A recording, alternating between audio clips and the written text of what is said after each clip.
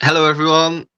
We are live. Welcome to another live stream where I am, as always, joined by my lovely co-hosts Kenny and Andy. How you guys doing today? Good. How is everybody? All Yeah, good. good. Yeah, glad to be here after a long day at work. Always look Yeah. forward to this at the end of a Monday.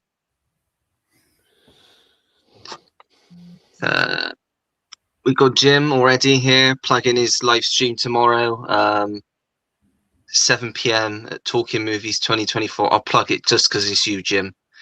You and that Sean guy are awesome, and make up for that twit you have as the third host.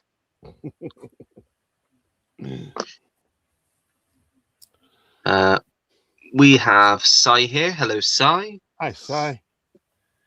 It's like, Right, we shall get straight on with our recent watches. Change it up this week. We'll go backwards. Andy, do you want to start first? yeah, sure. Okay.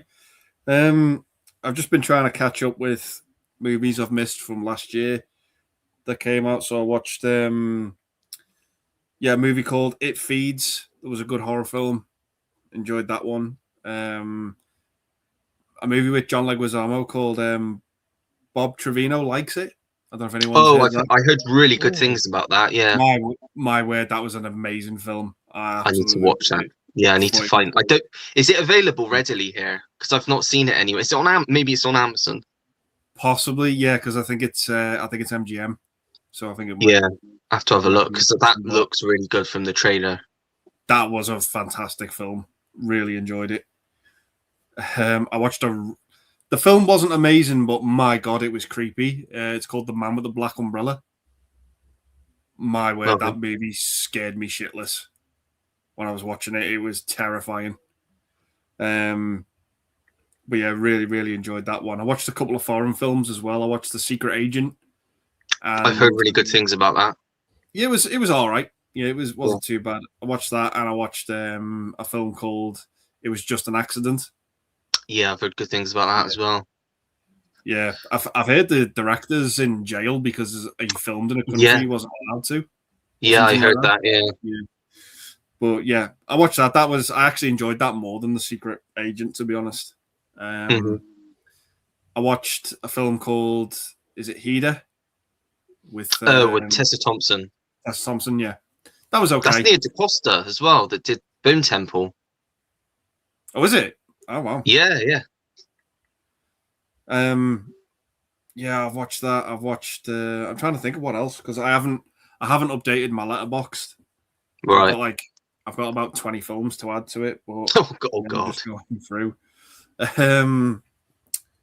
Oh gosh, what else? No, I think that's about it for the new stuff. And then for the old stuff, I watched 3 Adam Sandler films. I watched Billy Madison, Happy Gilmore, and The Wedding Singer. Just absolutely love them. And then Saturday night, me and Nige watched The Sadness. Oh gosh. I forgot how brutal that movie is. I really did. But we both enjoyed it. Main thing. Yeah, that's about it. That's where I'm up to. Oh, yeah. Nice. Let's go through some more comments quickly. Giz is here. Good evening, Giz. Hey, Giz. Hey, Giz. We've got Melina here. Hello, Melina. Hello, Melina. Hello. So I said he went to see some Rental Family yesterday. I absolutely loved it. I know you did because Sam wouldn't shut up about it. I think I was on a call to him for over 2 hours last night, and he was just gushing about it. And I will talk about it in a minute, but we ended up watching another indie drama, as he would call it, last night. Which he said, he just said, he kept just saying at the end of once we'd finished the film, I've had an amazing day today. So yeah, must have been really good. But yeah, I agree. Rental Family, one of the best films released although technically it's this year over here, but it's a 2025 release technically. Right, yeah, it's good. Yeah, we got Corey here. Hello, Corey. Hey, Corey. Hope you're doing well. I really enjoyed the Bone Temple. Not only did I like it more than the last one, it might be my favorite in the series. Yeah, might be inclined to agree with you there. I may even like it more than the original film, possibly. Jim, as you're commenting loads, if you've got time, because I did watch your newest video where you said you don't mind being guest, if you want to pop on for a little bit and have a chat with us nonsensical idiots, you know we'd love that, but only if you're free and you want to. Come on in. Come on in, Jim. Come on in. There's plenty of room in the pool. Yeah, there's room for another.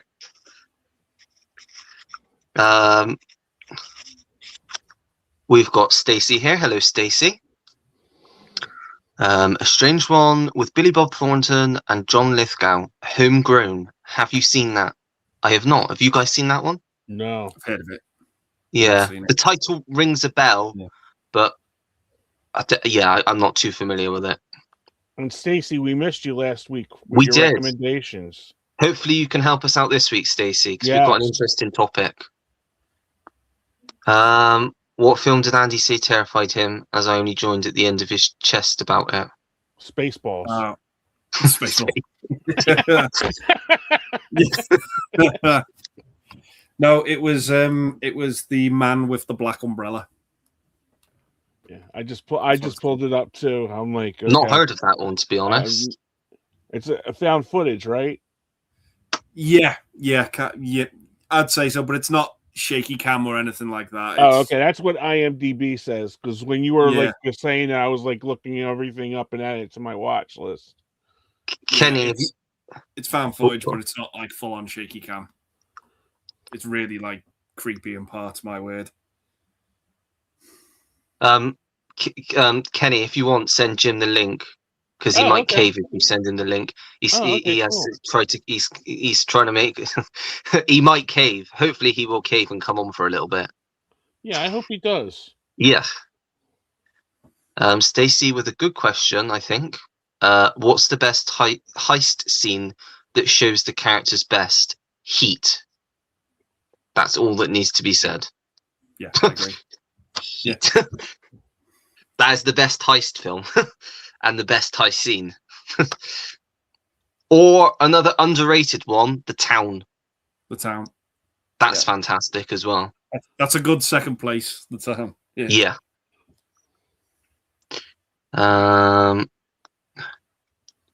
Stacey with an odd question. Would Rick Moranis have been a good 1988 Hulk if they wanted to make it into a comedy, maybe? Not as a serious thing, I don't think. I think he actually would have been a good Bruce Banner. But not necessarily... Bruce Banner, but I don't know about Hulk. Yeah, I don't know about Hulk, but he would have been But Bruce Banner, maybe, yeah. Right, yes, Jim, we are, Jim. We are trying to get you to cave. We love you, Jim. We love you, Jim. What's your favorite movie where the person starts to learn a new skill? That's a very particular question, Stacey. Karate Kid, Legends. That's just so random. I don't even know why that came into my head. The Amateur with Rami Malek. That's a good shout. That's a good shout. Yeah, that's good. I want to say John Wick, but he already had his skills. And Taken, he had his particular set of skills before the film started. Transporter. Those movies are really good. I love you too. Oh, there he is. Well, Andy's here. I got to come back for Andy. The other two, fuck you guys. Oh, thanks, Jim. How's you guys doing? Good, we're good, Jim. Well, good. You all right? How much snow did you end up getting, Kenny? We got 11 inches of snow, and I told Ollie what happened was it stopped about 1 o'clock. Then about 3 o'clock, it started sleeting and raining, and now it's like ice. Yeah. I have a hockey team out there now. Nice. Well, it's terrible. Yeah. And I said to Ollie, the top temperatures for the next 10 days is 8 degrees Fahrenheit. That's shorts weather here, man. Oh, I got shorts going. I said to Ollie, I don't have to go anywhere. No, somebody asked me how much snow we got, and I told them it's too friggin' cold to snow where I'm at because it's so cold. Even the snow Afraid. says hell no. You know, I mean, the warmest it got the other day was -10.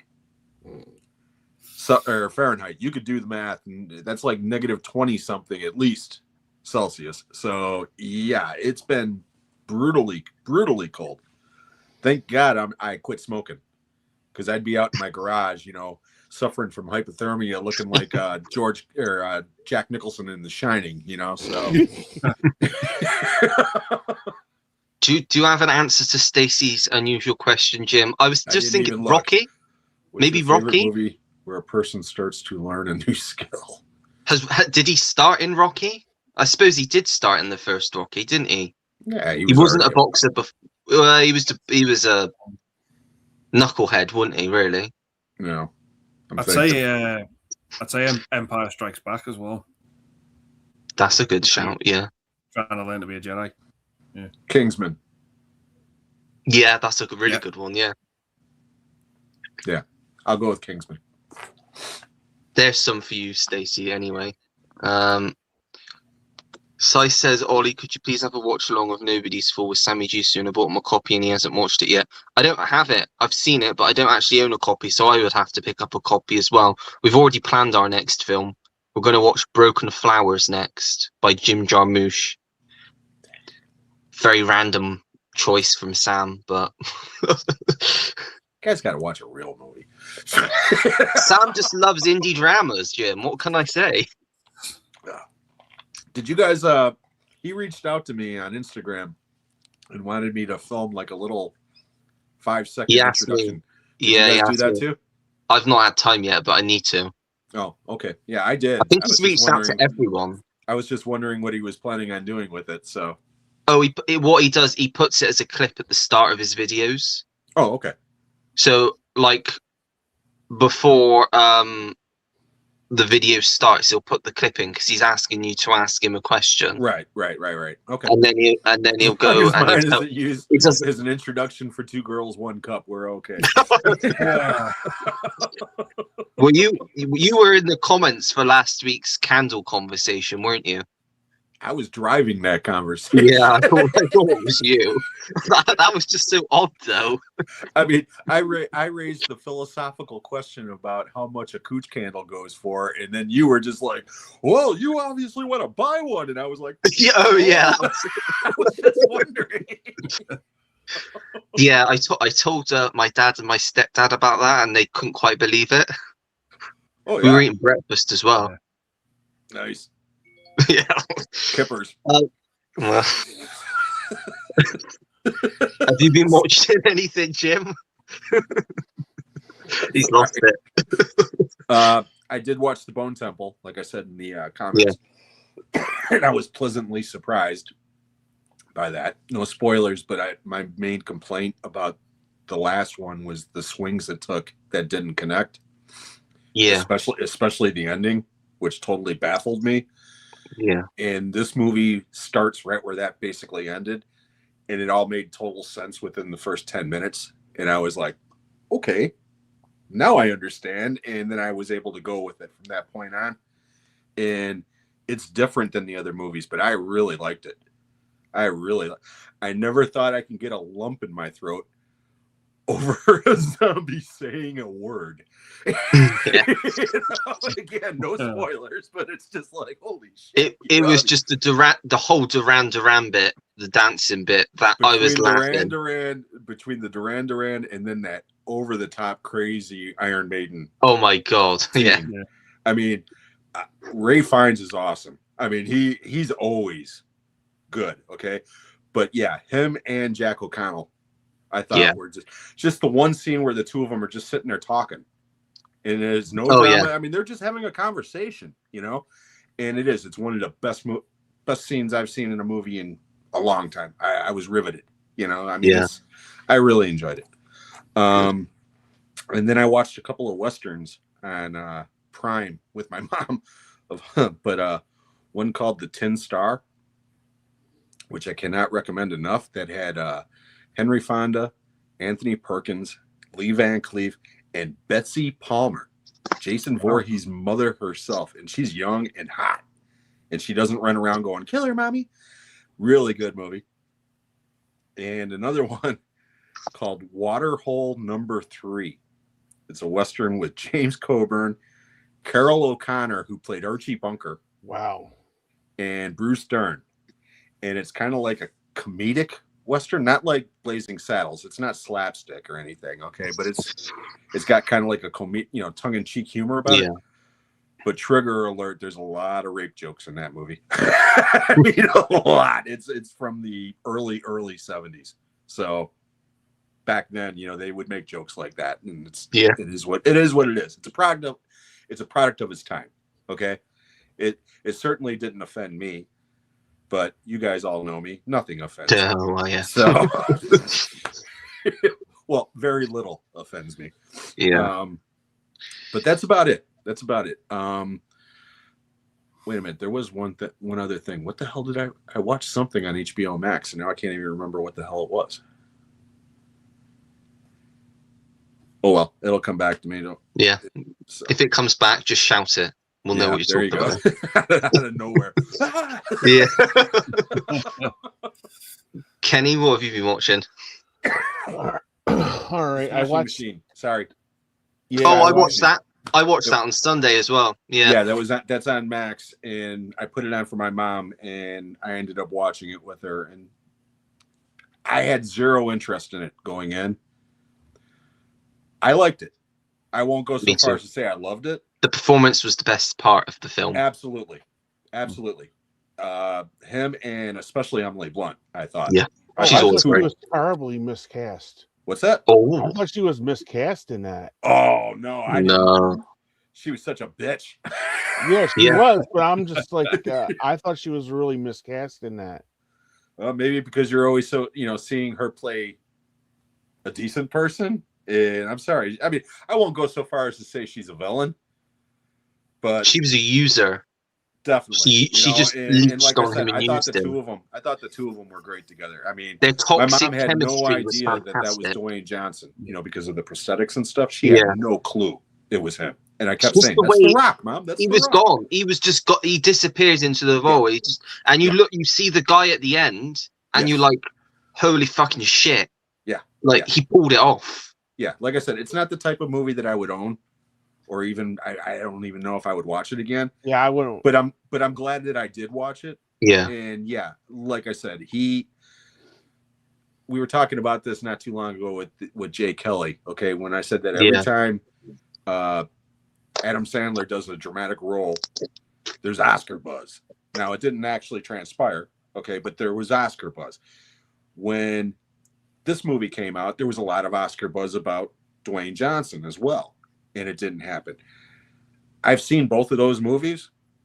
Dwayne Johnson's performance is much better. And as far as I'm concerned, I'm not saying he deserved a nomination, but he should have gotten a hard look at one. You know what I mean? He should have been one of those on the bubble type performances. Because the film wasn't as strong, I think they overlooked it. Yeah, exactly. But very good. Definitely his best performance. Let's put it that way. Oh, yeah. Hands down. We build except for that. Okay, Kenny, I'm sorry. I didn't that's cut okay. you off, but I watched a Franco Nero spaghetti western called Man, Pride, and Vengeance. It was okay. It wasn't the best one that I've seen of his, but it was just okay. 1967 movie. Okay. Then I know this will make my buddy Sean happy. I rewatched Grizzly. That makes me happy. Oh, makes you happy too. I liked it. That's my movie, man. I'm the Grizzly freak. I really liked that one. Jaws with claws, baby. Then I seen this is also on I believe Hulu, The Luckiest Man in America. About the way Paul Walter Hauser. Yeah.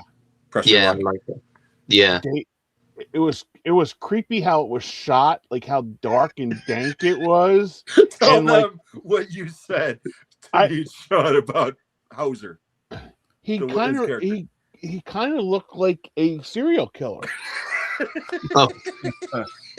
Do you know, how Kenny? Can I say I've always tried to think what celebrity you look like, and I think you have a lot of similarity with him, but you wow, don't really? look like a serial killer.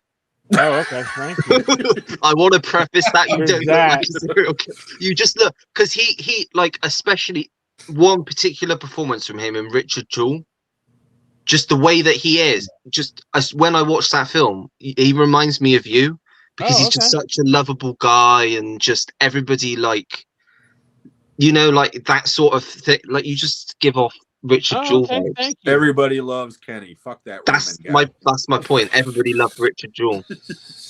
All right, but I said to Sean and Jim, he kind of gave me a serial killer vibe in that, Yeah, that Kenny the cracked me serial up. killer. That cracked me up when you said he looked like a serial killer. Yeah. What do serial killers look like? Him, obviously. Oh, yeah. Just how he kept on like blinking. You got him. You got him. Oh my god! It was so I'm so odd. happy that didn't come out my nose.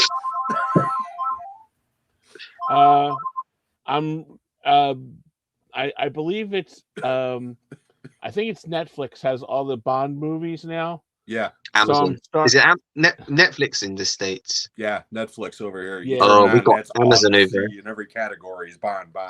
Yeah, Bond. so I'm starting to go through all the Bonds again. I've watched them many times, but I'm trying to watch like one a day. So I started with Dr. No. Yeah. So that movie's Good place to just start. phenomenal. I watched Smashing Machine, another one that will make you happy, Jim. Day of the Animals. Oh hell yeah! That movie Leslie is Nielsen taking his shirt off and wrestling with a grizzly bear. so much fun. It's so stupid, but it's so fun. Then I watched Ollie, you'll like this one, and this was really good too. The Unholy Trinity with Yeah, Pierce you told me Brosnan, about that one. Sam I've seen that. Jackson. Good movie. Yeah, that was a good movie. And then I just for our upcoming John Candy, I rewatched Splash, Who's Harry Crumb, Armed and Dangerous, and my favorite of all time, Uncle Buck. Yes. So, His best one. yes. So I've rewatched all of them. Right now I'm actually watching Harry Crumb again. Nice. I watched Brewster's Millions for the first time in the week. That was fun. Movie's so much fun. I see. Yeah, that movie's fun. It's not hilarious, but oh no, it's fun. Yeah. The part that always cracked me up was the you know how Rick Moranis got into that movie? Oh, he's in the little bit role that he's got. Yeah. He had 20 minutes, and John Candy pulled him in and said, "Hey, Rick, you want to work?" He goes, "Yeah." He came in and did that part all in a half hour. I was shocked that he turned up because he's not in the credits at the start, is he? And he just turns up. He just did a it was favor for like John. an unbilled cameo. Yeah. Back then. Yeah, he just did he did it for scale too, because John said, "Hey, you want to be in the movie?" And he was trying. I forget what movie he was working on. Well, he had by that point, Rick Moranis had already been in Streets of Fire, which was also directed by Walter Hill. There was a relationship there already between Walter Hill and Moranis as well. I want to say because it 85. Yeah, I think Brewster's Millions was 85. Yeah. Yeah. Streets of Fire was 84. I think he stopped by and from Ghostbusters 2, The New Life. The wildlife with Chris Penn. Oh, the wildlife. Yeah. Because if you notice, his hair was about like, remember how he had it all like thrown up and shit, like it moosed up. So I think that's the movie because they said in the how IMDb has like goofs and stuff like that, and it said Rick Moranis was available for a half an hour, and that he did that. Probably was. Yeah, nice. Was that all your watches then, Kenny? That's all my watches. Nice. Besides football, hockey. I finally watched. Well, it's only just come out, but I watched No Other Choice, the new Park Chan-wook film. How is that? How is that? I'd say if you like all of Park Chan-wook's films, like Old Boy and Decision to Leave and all that, then you'll love it. Okay. It's basically a dark comedy. That's what I hear. That it's dark, but it's got it's very well done. Yeah, it's got a sense of humor to it. What's it called again, Ollie? No Other Choice. Because it's something. They keep saying it throughout the film, and there's a reason for them saying it. Basically, I know the general gist. Yeah, I know the gist of the plot, but I don't know. Obviously, I haven't seen it, so I don't know all of it. But I do know the gist of it, which most. If you just gave somebody the general idea of the plot of what I know about it, it sounds very generic. But because of the filmmaker, that's what's got me intrigued about it.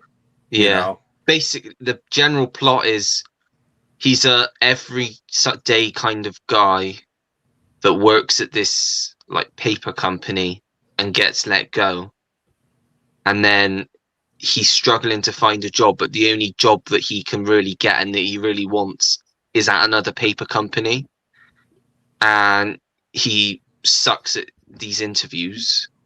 And basically he decides that there's 3 other people in front of him to get this job. And if he gets this job, that he will get loads of money and he'll be able to save his house and everything, bring his family back together. So he devises a plan to get there. And that's all I'll say. Yeah, I was going to say, don't go any further than that. Yeah. It's good. It's good. It's for a 2-hour and 20-minute film on a Friday night with subtitles. It kept me engaged. Yeah. So that's a good thing. Yeah. No, Old Boy is like that's my favorite foreign film. It's one of my all-time favorite movies, period, whether it's foreign or not. It's a fucking masterpiece as far as I'm concerned. Yeah. So that alone will give that guy more or less carte blanche with me. Yeah. It just will. It's not to say that I like everything that I've seen, of his, but I'll at least give it the benefit of the doubt. Yeah. And then yesterday I watched Loads. I started off the day with the Smashing Machine. What? You watched Loads, and I went, ew. Get your mind out of the gutter. Well, I thought maybe that was one of those Skinamax movies that Kenny got. Kenny let me borrow it. Yeah. I still have to watch them yet. So I got a whole stack of them. Are you actually going to spend time watching them? Yeah, because I just want these. I'm telling you, Ollie, when I worked at the video store, these movies flew off the fucking shelf each week. You couldn't keep them in. Yeah, because there was lots of horn dogs, and that was before the internet. Give it to let Jim borrow one, and he can give it to his mum. If he was close, he could come over. Oh yeah. Mrs. Jim would not like that. It's like, no, I tried to watch one of those movies. Couldn't get past the first 10 minutes.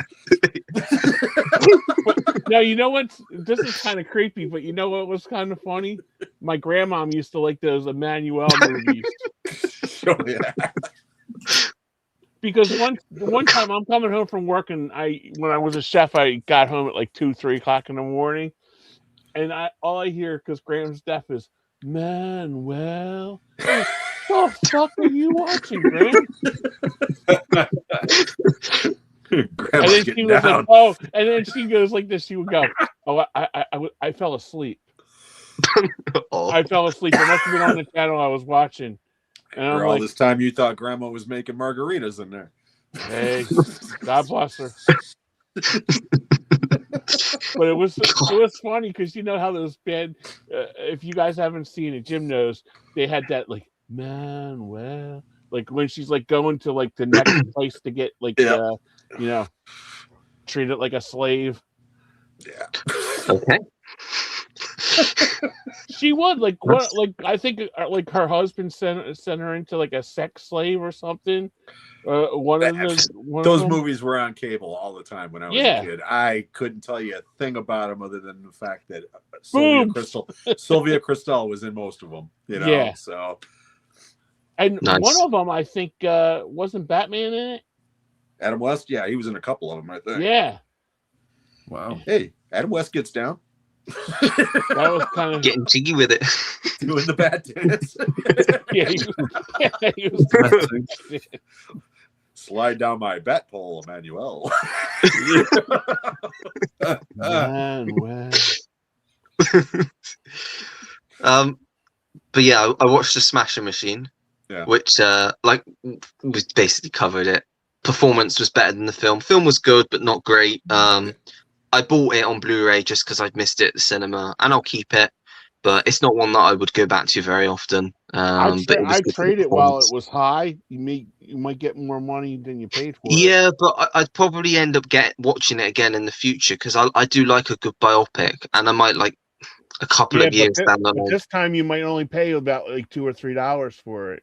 True, that's true. Said it's on Max over here, so yeah, that's where I saw it. That's where I see it. At least I didn't watch it on the website that shall not be named. Well, we'll talk about that. They haven't uploaded a lot lately. My next film was watched on, as Roy would call it, Fire Stick Plus. Mm-hmm.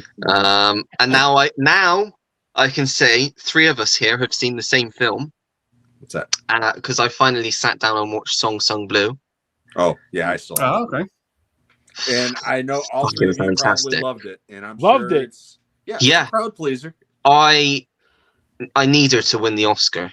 She's that good in it. That is the performance of her career, I think. Even better than Almost Famous. Yes. Because she won the Oscar for that. So no, she lost. Or no, that's right. She was nominated, but she didn't win. That's right. She's better in this.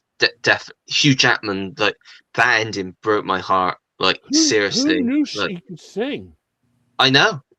We knew he could sing. That's all he does is sing. But and Christopher? I didn't know Christopher could sing from The Sopranos. Oh, Michael Imperioli, yeah. I had no idea. That shocked me. Yeah. It's really uplifting, heartwarming story. And if you like, Jim's gonna hate it because he doesn't like Neil Diamond. No, everybody's okay.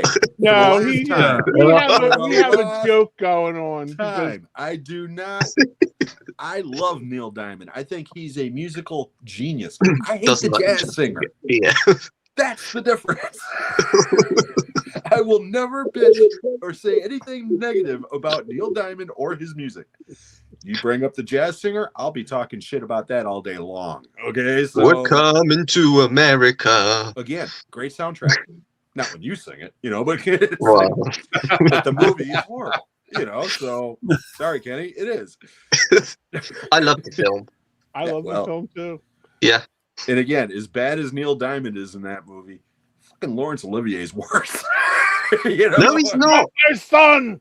He's terrible in that movie. What? Not even the scene at the end where he forgives his son and they hug. And he's going like this, dude. Again, my main problem with that movie, and there's a lot of problems, but my main problem with that movie is he's supposed to be a cantor boy.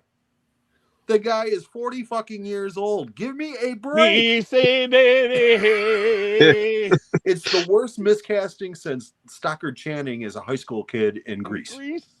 When she was obviously, Andy, I came in on your stream, on Pete's stream the other night to Nige doing a rendition of Love on the Rocks. I had to leave because I lost it. I just fucking lost it. And then I come back and he's talking about fucking Jimmy Savile. I'm like, oh, what did I miss? Well, I said that to him because he does an impression. He does an impression of both of them, and I said it's bad when you fucking Jimmy Savile's better than your Neil Diamond. I will have to watch this live stream.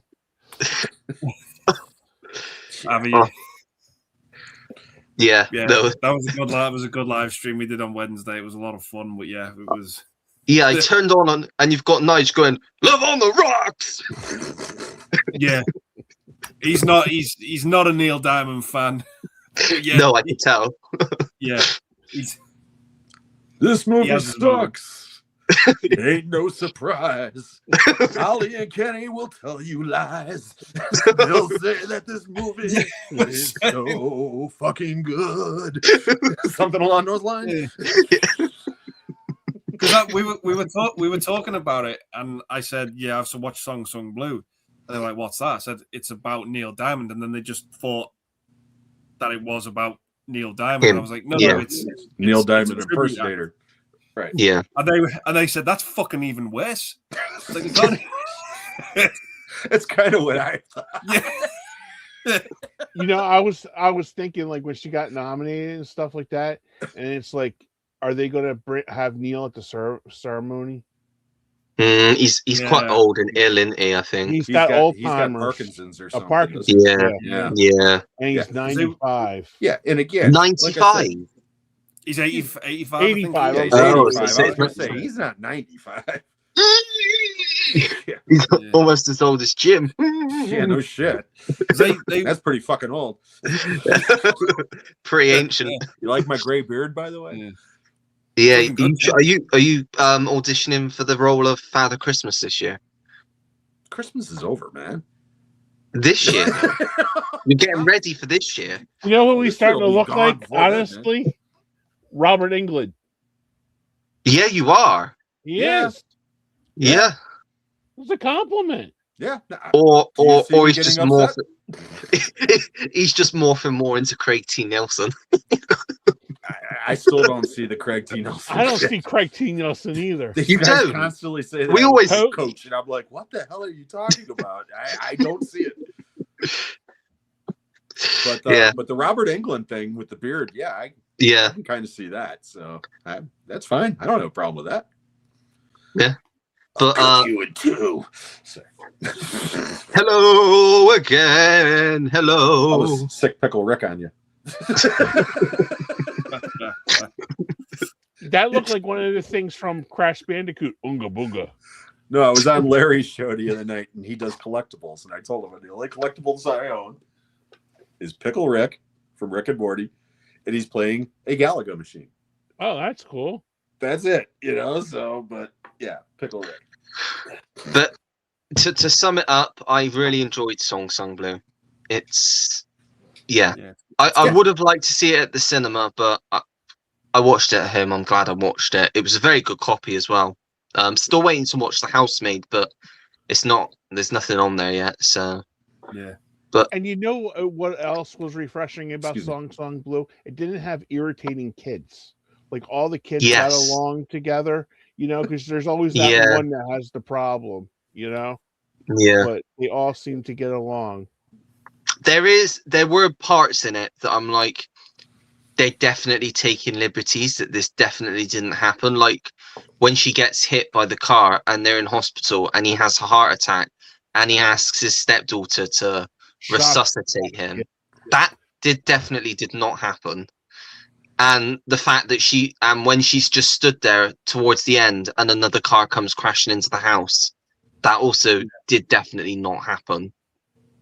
But they're doing it for dramatic purposes, and I get that. Absolutely. Yeah, to make a point, I suppose. Yeah, but when it hits cable or not cable streaming or whatever, I'm sure I probably won't watch it, but I'll put it out for my mom and she'll. I was singing along. So. Huh? I was too. Sweet Caroline comes on. I was going, sweet. Put it this way, I told my wife about it, okay? Because you'll never find a bigger Neil Diamond fan than her, okay? Yeah. She immediately was like, I don't want to watch some damn movie where the other people are singing his music. I mean, she gets pissed off every time she hears Whitney Houston's version of I Will Always Love You. Yeah, I do too. Because she loves Dolly Parton so much. She's like, fuck Whitney Houston. She gets upset. So the idea of Wolverine singing Neil Diamond is like an abomination to her. I guarantee she will. And who knows? She probably would like it. Because everybody I know who's seen the movie says it's great. Yeah. But not my thing. And that director, he's a really solid director, though, Craig Brewer. Except for Coming to America. Did he direct the second? The second one, yeah. Oh, okay. Coming to America. Because he directed Hustle and Flow, right? And Dolomite Is My Name, which I thought was really underrated. And Black Snake Moan. Yeah, I love that film. Yeah. So he's a solid director. Yeah. So I haven't seen the sequel to Coming to America because I heard. Don't say again. Dude, bit. I barely got through Axel F, and everybody loved that movie. Oh, and I fucking love that film.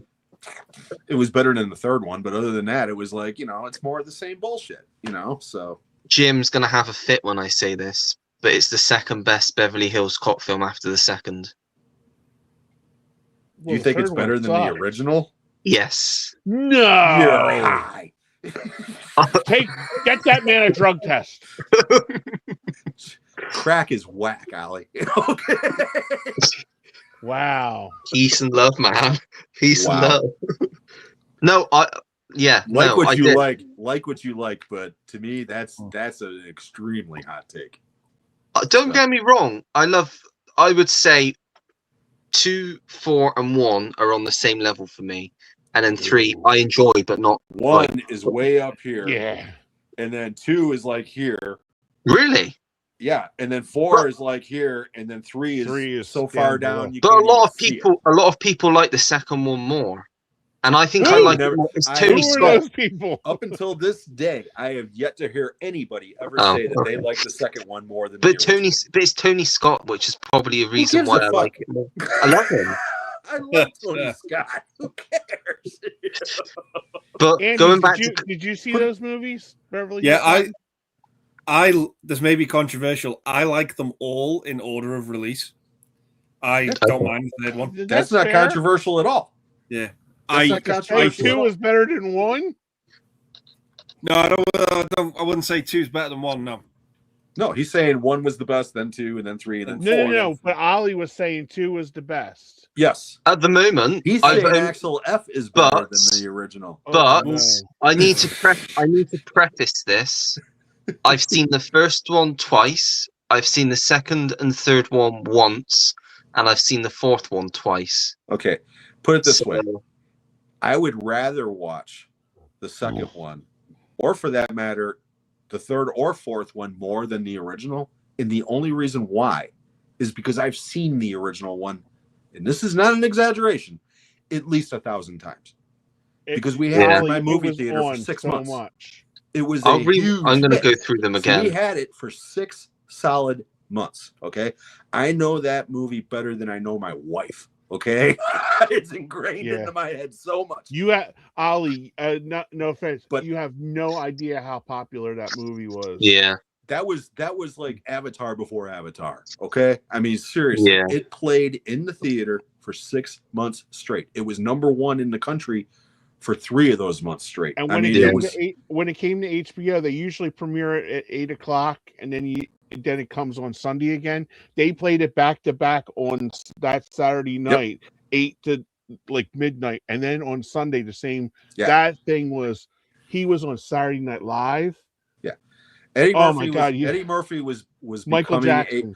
he was already a star at that point, but Beverly Hills Cop made him a superstar. I mean, he went from being like, hey, Eddie Murphy's pretty good to Eddie Murphy is the greatest thing on earth. You know what I mean? Overnight. Yeah. He was Michael Jordan before Michael Jordan. Yeah, I mean, seriously, there's very few celebrities in my lifetime that I can think of that were that hot, that quick out of the gate like Eddie Murphy was.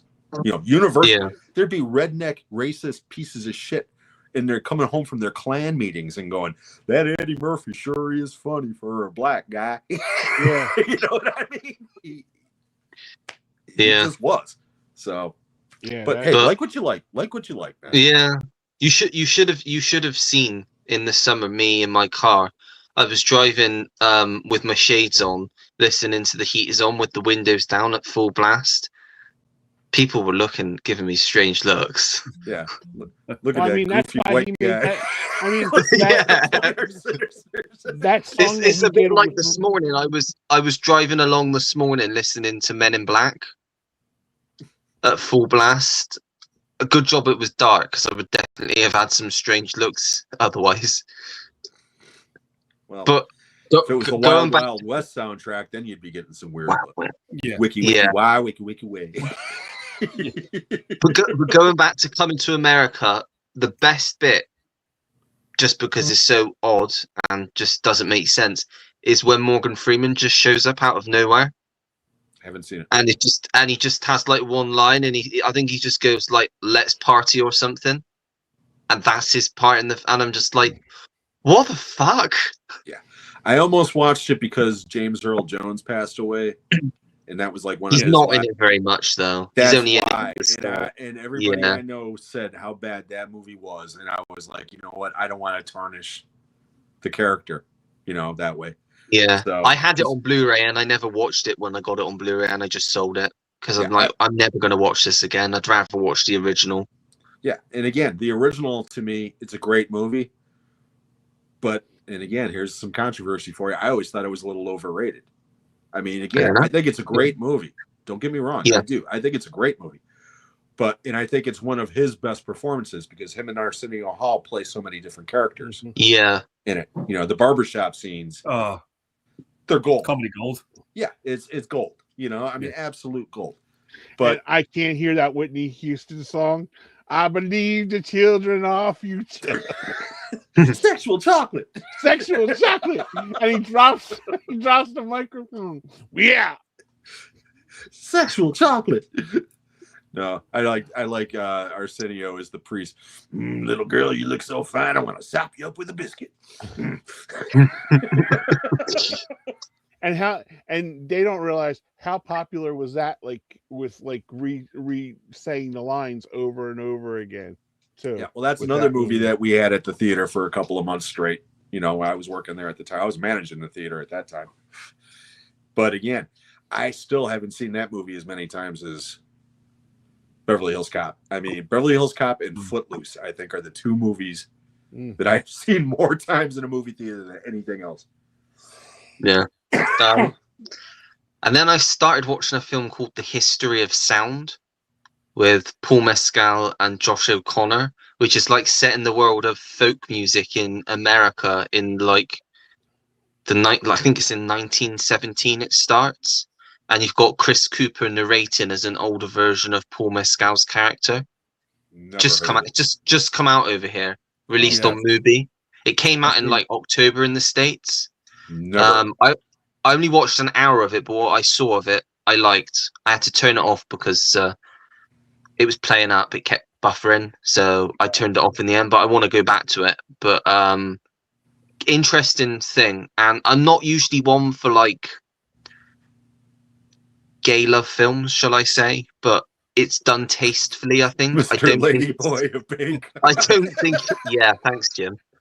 It's not shoved in your face in this one, I don't think. You have to bring that up. No, the way you just said that. Never mind. Keep going. Yeah, but what I saw of it was good. Did you watch that one, Andy? Did you say have you seen that one yet? No, I know of it, but I haven't. Yeah. Haven't watched it yet. I do want to see it, but I think I've seen one too many films with that sort of thing in it. Nothing against it, it's nothing for me. But I'm with watching Pillion and Twinless. I'm not watching Pillion. Yeah, I'm not going to even try watching that. I was like, I need to watch like Blue Is the Warmest Color to like bring the balance back. Yeah. I have watched parts of that film many times before.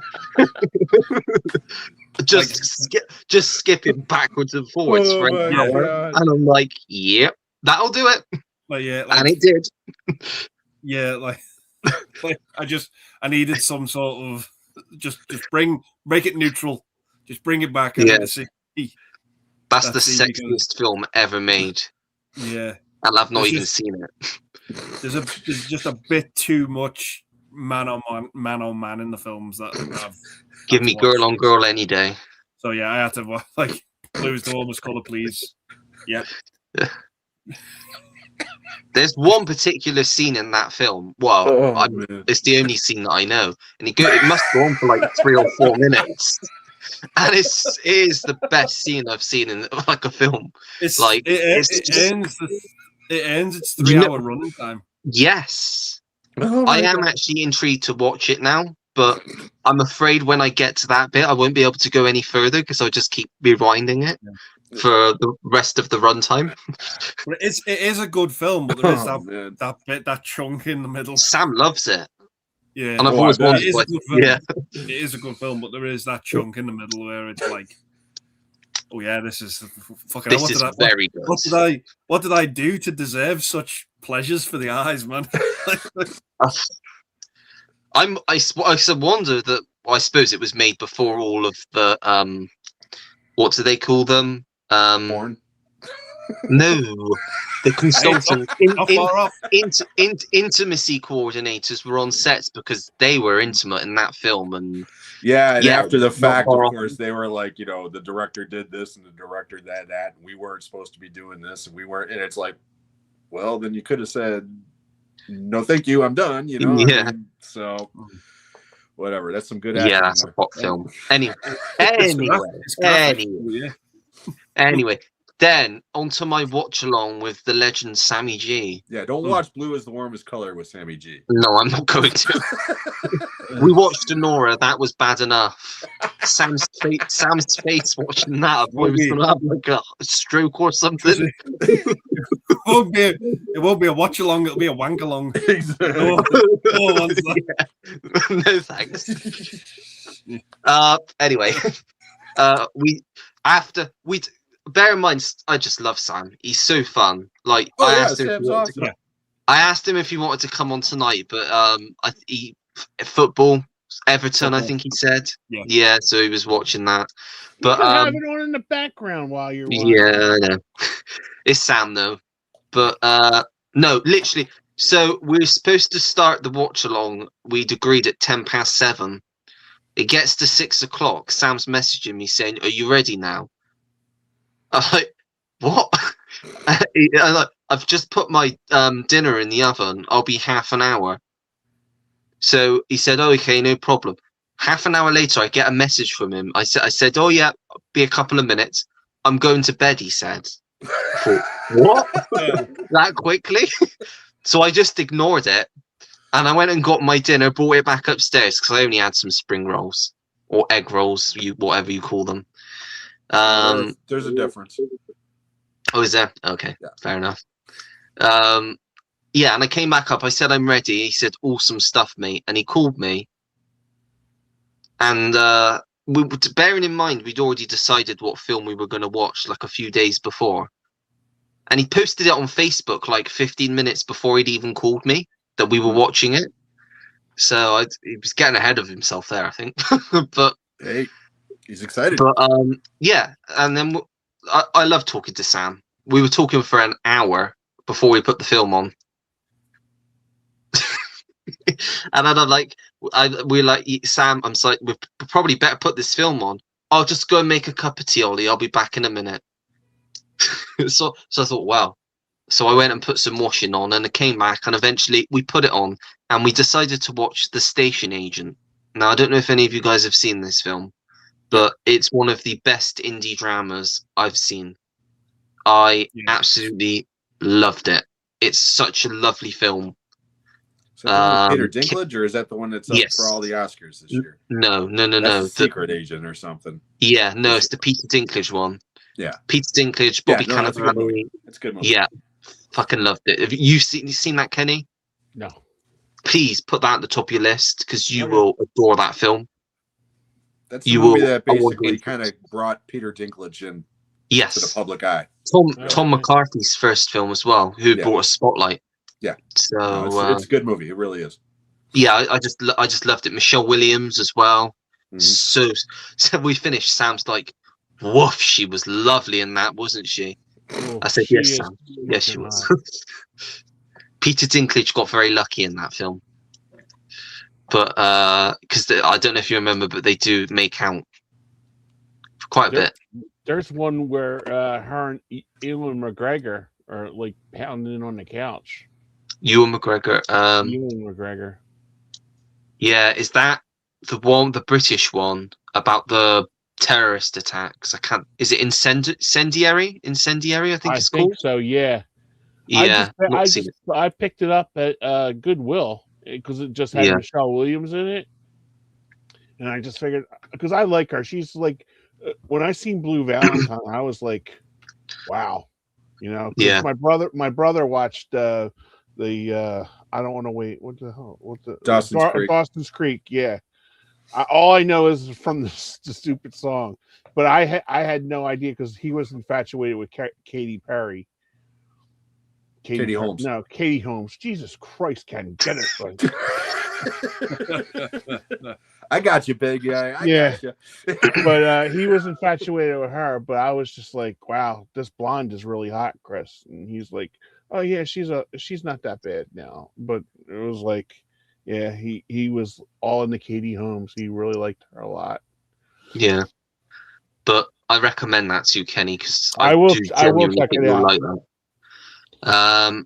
And then after Sam's watch long, because as we still chatted for ages afterwards, because it's Sam.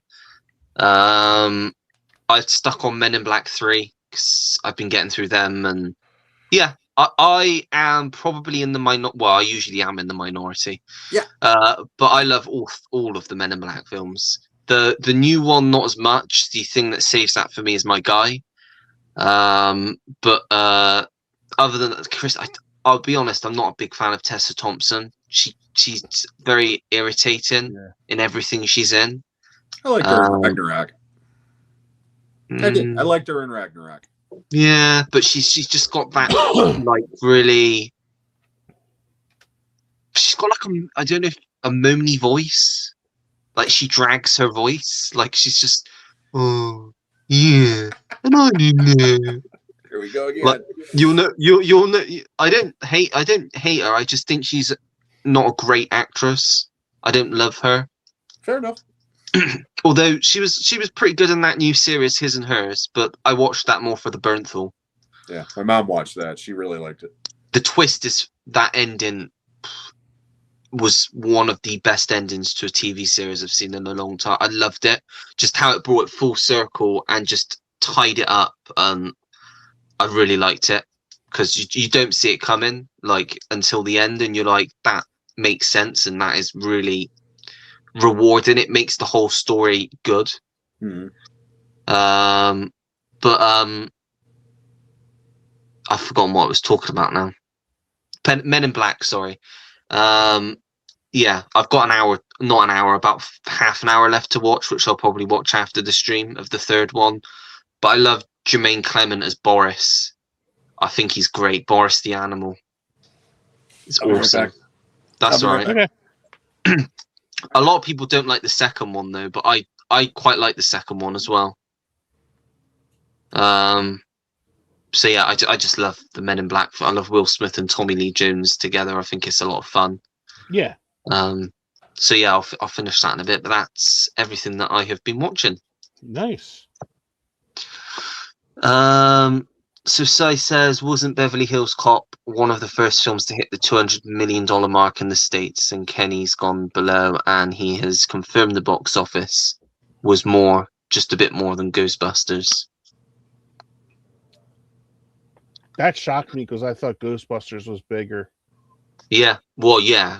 I did. I would have if you'd have said that as well. To be honest. Would Kenny be good as Ray for Ghostbusters? Yeah, put Kenny in anything. Everybody will love it. Stacey said Send Help was terrific. I enjoy that and Drag Me to Hell. Yes, getting rave reviews. Apparently, it's one of Sam Raimi's best films in many years. Yeah, I'll have to check it out when it comes out. I'm looking forward to it. Definitely. It's the 6th, I think it's out, isn't it? Over here. Yeah. Yeah. Ollie and Group, do you like The People Under the Stairs? I've not seen it. I think you said you haven't seen it, Kenny. You like it? Yeah. I like it. I didn't on first viewing, but it took me, when I watched it again, I watched it for a watch along. Yeah. And I enjoyed it a hell of a lot more. It was, it really went up for me. Yeah. Andy, what grabs you about a movie? Is it the premise, the star, or just the certain genre that you like? No, it has to be the story. It just has to be like a decent story. I don't mind what it's about, just as long as it's telling it in a good way, and the acting's good. Like, I just look for competency when I'm watching movies. Like, I just want them to be well made. Gotcha. And good. But then I can watch badly made movies and still get a kick out of them. It's strange because I can watch terrible trash. I'm like, damn, that was entertaining as hell. Yeah. But yeah, if I know the difference between a good and bad movie, but I can still get enjoyment from both. Right. Yeah. Good point. Yeah. Nice. Sai says, have you heard of a film called Dead Lover? It's in Stinkovision and it's getting a special screening. It's a horror film about a gravedigger and you're given a scratch and sniff card to use. Nope, can't say I've heard of that one, Sai. You guys heard of it? No, I'm No. looking it up now. Sounds odd, and I don't know how pleasant that would be, to be honest, if it's a horror film. It's a body horror comedy.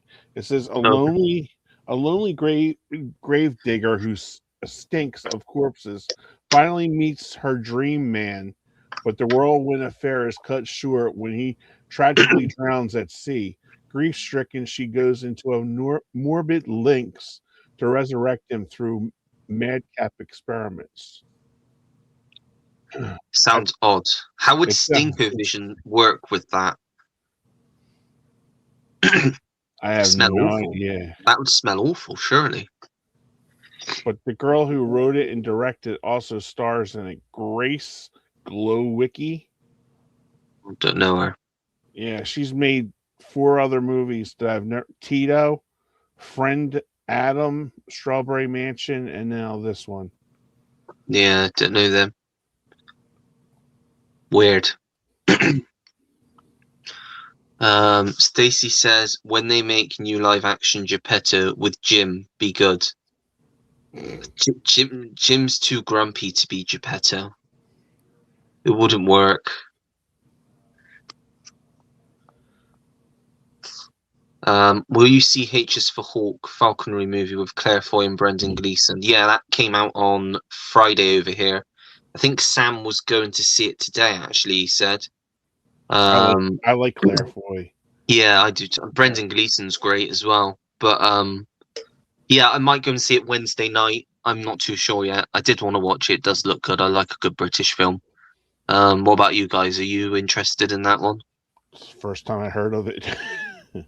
Yeah, I'll give it a watch. Yeah, but I'm not in a rush to go to the cinema to see it.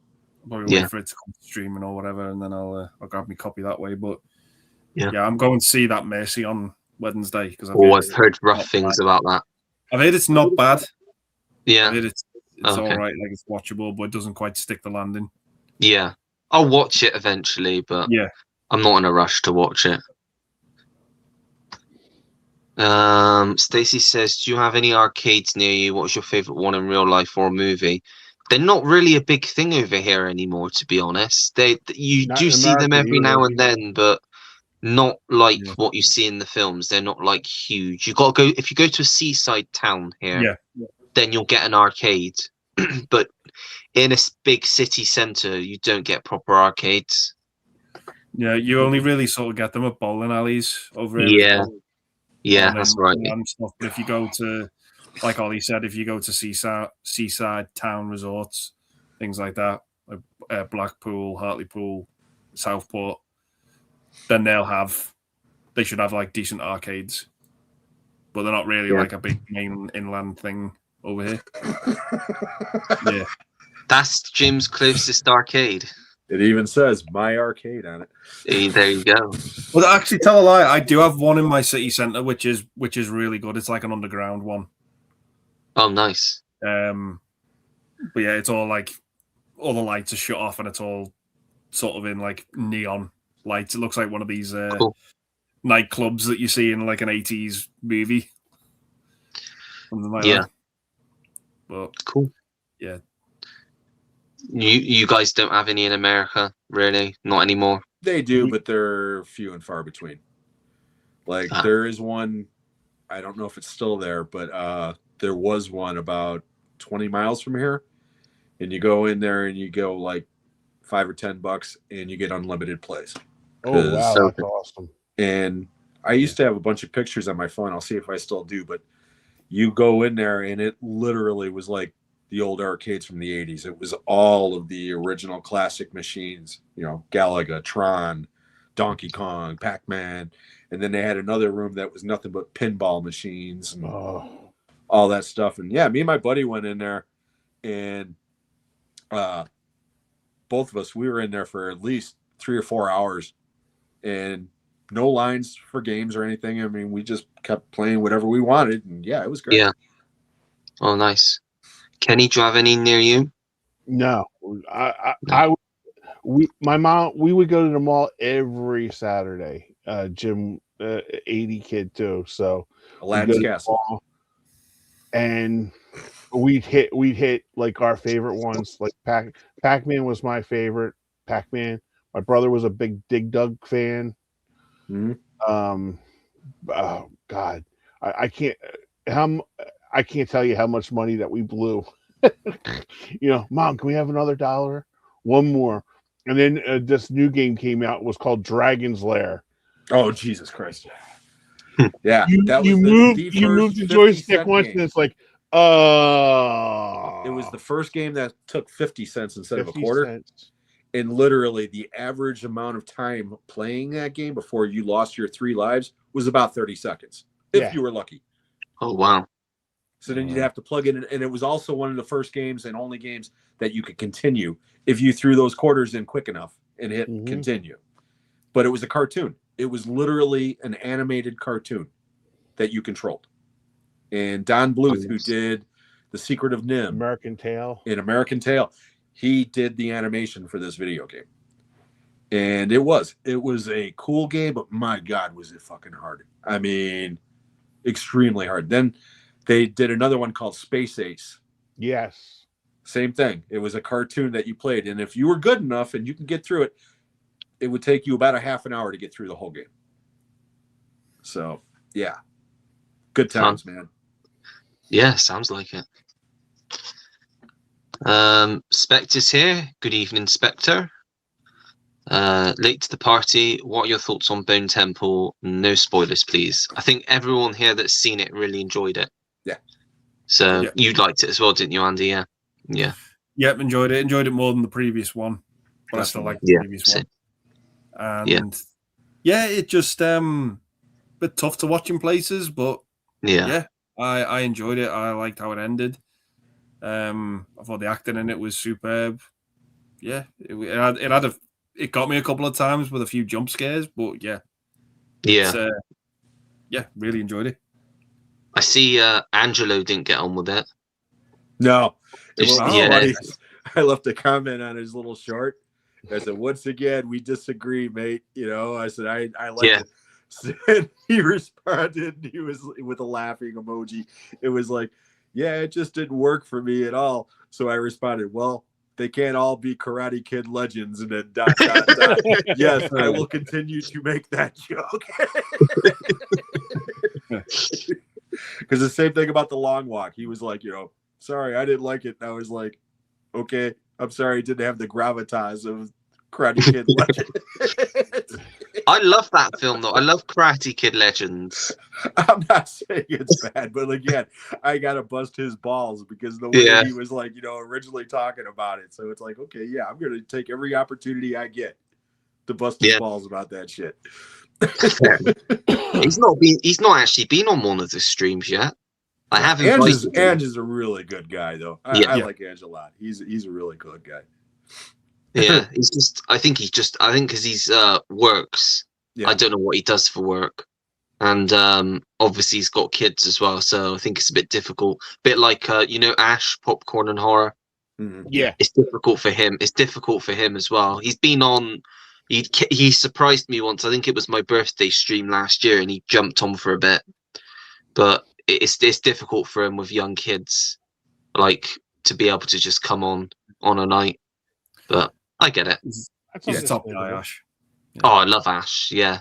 He's given me some cracking recommendations in the past. Yeah, he actually put a message on my video, and he goes, "I've seen you on with Ollie." He goes, "And I just found your channel." I was like, "Cool, thanks, Ash."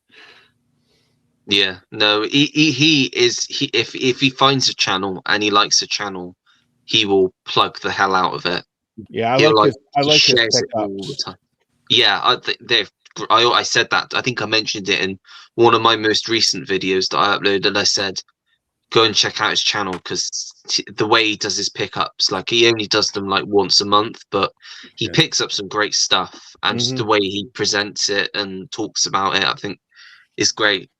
bit like yourself, Andy. You do like once a month, and you show off your stuff, and just the way you show them off and talk about them, I think's great. Yeah, I've got a series in mind that I'm going to start doing. Skinemax? Once a month as well. No, I'm going to go. The idea I have is I'm waiting for a couple more movies to arrive, but I'm going to do my entire collection by year. Oh, wow. So I'll start off with 2025 and work backwards. Yeah, that'd be cool. That'd probably be the easiest way to do it. Yeah. Because I've got I would definitely be interested in I'd watch this shit out of that. Yeah, that's crazy. Yeah, that's a great one. Because you've done it in a lot of different ways before, haven't you? Showing off your collection, Because I'm just struggling to think how to do it because I've got 160 movies from last year. You're going to need to break that shit down. Either do 2 parts or do one long. Just one big long one. Quickly not even like go into plots or anything. Just show them. Boom. Your hardcore supporters like us will watch it, so it doesn't matter. Oh, absolutely. I think maybe just give like a quick sentence on each one and say I really enjoyed this. Check it out. Blah blah. Yeah, next one. But I've got that in mind. An idea, and I'm doing another.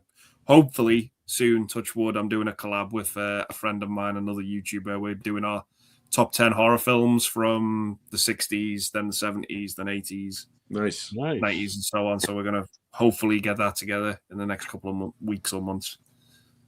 But I did the 50 years on film to show my collection, starting 50 years and working my way up. But my collection, your collection dwarfs mine. Yours is so massive. I can't even imagine trying to break that shit down. It's going. Mine's coming up to 7,000. It was pretty simple to do. 7,000. Jeez. Yeah. That's that. Yeah. Like I said, I will definitely watch that for sure. Yeah. Same. Yeah. Nice. Thanks, guys. You're welcome. Stacy says, make Tom Jones biopic. Who you cast? I'm surprised they haven't done one. A young. Who would you cast? Obviously it would be a young Tom Jones. Timothy Chalamet. They put him. No. He couldn't pull off the Welsh accent. I want to say. Pascal. No, I want to say like maybe Josh O'Connor, because he's got that sort of possibly got that sort of look, and he strikes me that he would be able to sing, and he's the right age. More importantly, what is the Tom Jones biopic going to be called? It's not unusual. Tom Jones story. What's the pussycat? No, yeah. Or She's a Lady. Well, no, because then people would think something totally different. Yeah, get up in arms. The MAGA people would be like, "Goddamn woke Hollywood." Yeah. I'm pretty sure I used to have a teacher at school, an IT teacher, who went to the same school as Tom Jones, because he also said that Catherine Zeta-Jones was in the year above him, and Rob Brydon went to the same school. Small world. Yeah. But yeah, I think the first person that came to my mind that sort of could fit the bill is Josh O'Connor, because he's big at the moment as well. But I have no idea. But yeah, I don't know enough Welsh actors to even come up with a list. Well, he's not. Yeah, well, yeah. Not only that, but you have to have somebody that reasonably looks like him as well. Well, yeah, he's got the hair. Josh O'Connor, I think he's got the hair. Just because, again, him and Pedro Pascal are in everything. So, Yeah, but you can't get an American. It's got to be a Brit to play Tom Jones. Otherwise, I just don't think it would work. But Adam Sandler is Tom Jones. That would be fucking hilarious. He gets Oscar buzz for that shit. What's that? Oh god. Stacy says, Ollie, do you watch Gareth Video Tasties? I have done. He's got some really good interviews up on his channel, actually, with some of like the people that were involved with Canon Films. Yeah, Gareth's a good guy. I've had him on my show before. He's a good guy. Yeah. That's where I found him first on your show, to be honest. Spectre, you're very late to the party this week. We did Rewind, talk come about on that. back. Just go back at the end, and you can, because we got to power on. We can't keep going back over stuff. There was one other thing that I did watch recently since the last time I was on here, and I know Kenny's seen it. I don't know if you two have seen it, but it was another HBO show called Task. I've seen part of it. I've seen 4 episodes. So good. Ruffalo. Oh my god, he's great in that. That show is phenomenal. It really is. If you get a Tom chance, Pelphrey's great in that. Yeah, again, he was about the only person in it that I recognized going in. Okay. Oh, and Martha Plimpton, Amelia Jones from the Goonies. Oh, But, Martha Plimpton. Oh, so Martha good Plimpton. now. Yeah, she's not in it much, plays, though, is she? Yeah, well, she gets more into it the further you go into the series. Okay. She's like into the last 3 or 4 episodes for sure. Right. Okay. But and she's actually my favorite character in the whole damn show when it's over. I really liked her character. They're doing another series as well, aren't they? I hope so, because they are. That show was fantastic. It really was. Did you see? Did you? I think Jim did. The Mayor of yes. That. Well, they're doing Kate another Winslet. series of that too. Yeah, I think Kate Winslet said if scheduling works, they want to do another one, but I don't know if they've written it yet. Yeah, but So Andy, if you get a chance to check that show out, I'm telling you, you'd really like it. It's very good. Very good. Andy, I binged it. The guys told me about that, Sean, and I binged it over a night. Yeah, me and my wife watched it over a couple of nights, but yeah, it was. It's like 6 episodes or 7 episodes, and they go by so fast because they're all interesting. Yeah. There's no fat. It's just bam, bam. It gets. That's right the thing into with HBO. HBO series are usually top quality. Those types of limited series type things. Yeah. It's when they have long time hit series and they add a couple of episodes or seasons to them that don't need to be added. And AKA Game of Thrones, AKA The Sopranos, AKA Oz, AKA a lot of them. Yeah. But there you go. Stacy says Waterhole 3 is great. Yeah, that movie. James Coburn's hilarious in that movie. Yeah. What are your top 3 favorite TV shows and why? For me, I can't really justify why. I don't think you should need to justify why, or they just are. For me, it's The Newsroom, Yellowstone, and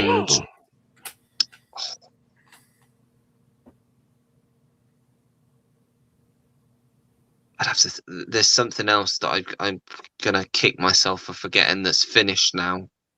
And I was like, that's Wallander. Wallander, did you see that one? That's supposed to be good. Yeah, I've heard good things about that. That's so good. How about Pickle Rick? I do like Rick and Morty. It wouldn't be top for me. The Newsroom and Yellowstone definitely would be. First 15 minutes of The Newsroom blows your pants off. Yeah. That's still the best scene of acting that Jeff Daniels has ever done.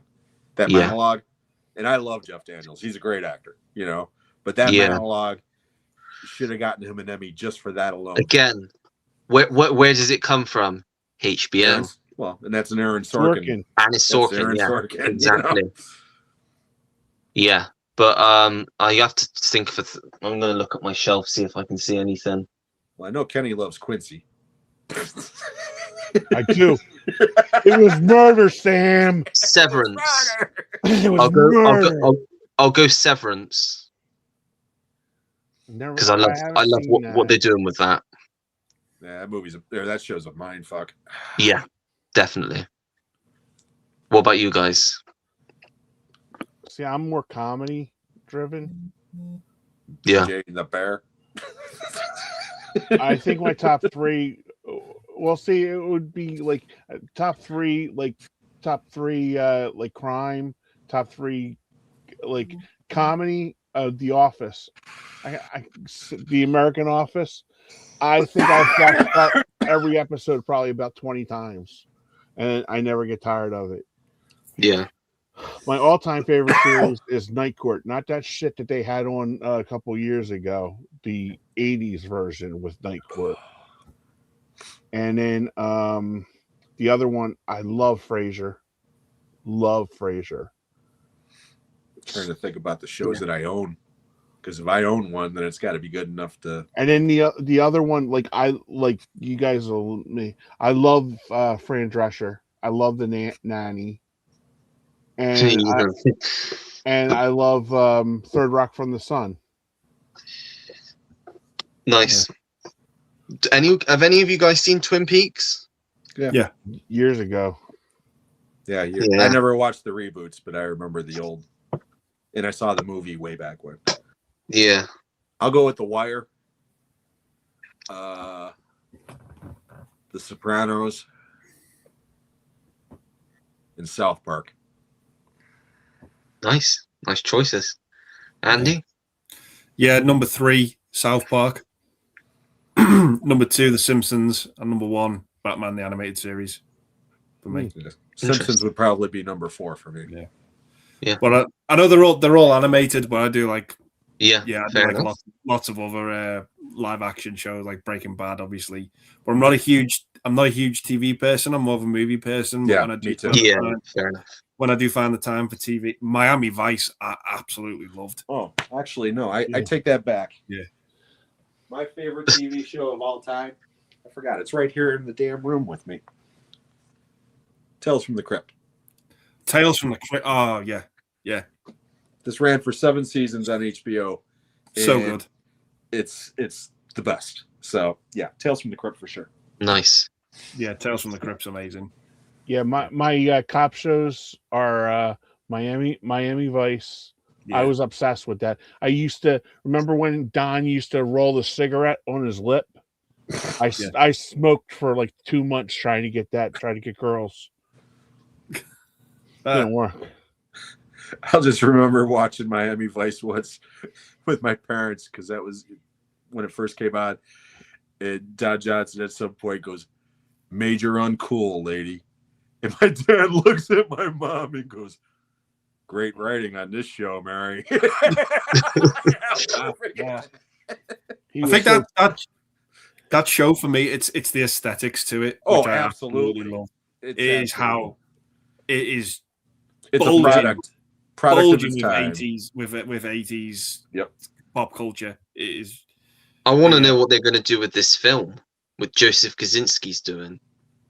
They've already made a movie once out of it. That's so. I heard it. I never watched. It was that movie was dull. It was so dull. Yeah, it's not my favorite Michael Mann movie, that's for sure. Nah. You know, but it's not horrible. I mean, anybody who says that movie's horrible, no, it's not horrible, but it's not great. It's it's bang average. It's just bang average. There you go. It's an average movie. But it doesn't. Because the talent involved, you're thinking that it should be more, which it should have been. Yeah. But at the end of the day, again, it's based on a friggin' TV show. Yeah. You know. Yeah.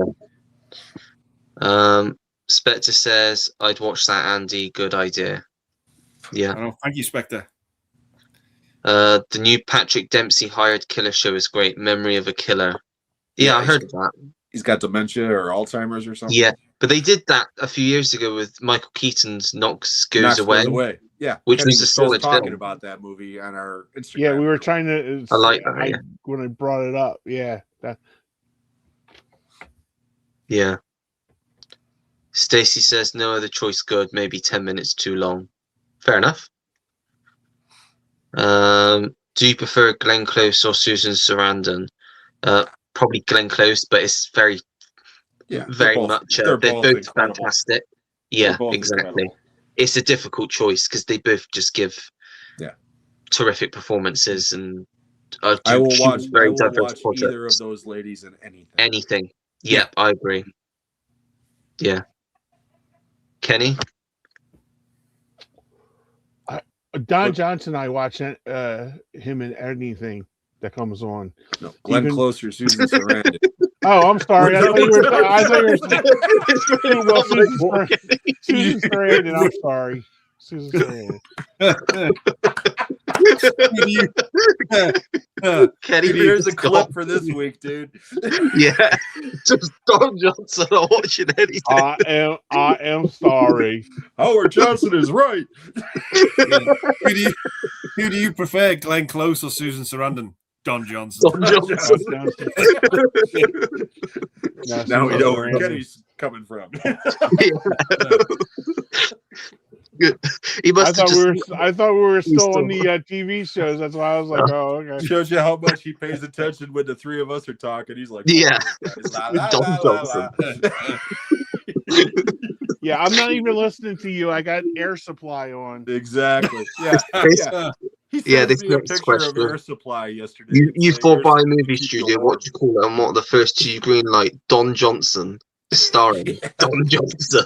Just Don Johnson. A biopic of Don Johnson. There's got to be one. We'll call it Heartlight or Heartbeat. Yeah, or really. whatever the hell the name of that Yeah, song was. Stacy says, "I'm so happy everyone's enjoying the Songs in Blue. It really was terrific." Yeah, Man, that one brought tears to my eyes. that was a good one. That's another Doug situation because it's just so took us off guard. Howard Johnson is right. Right, let's get on to our next topic, which is the physical media recommendations of the week.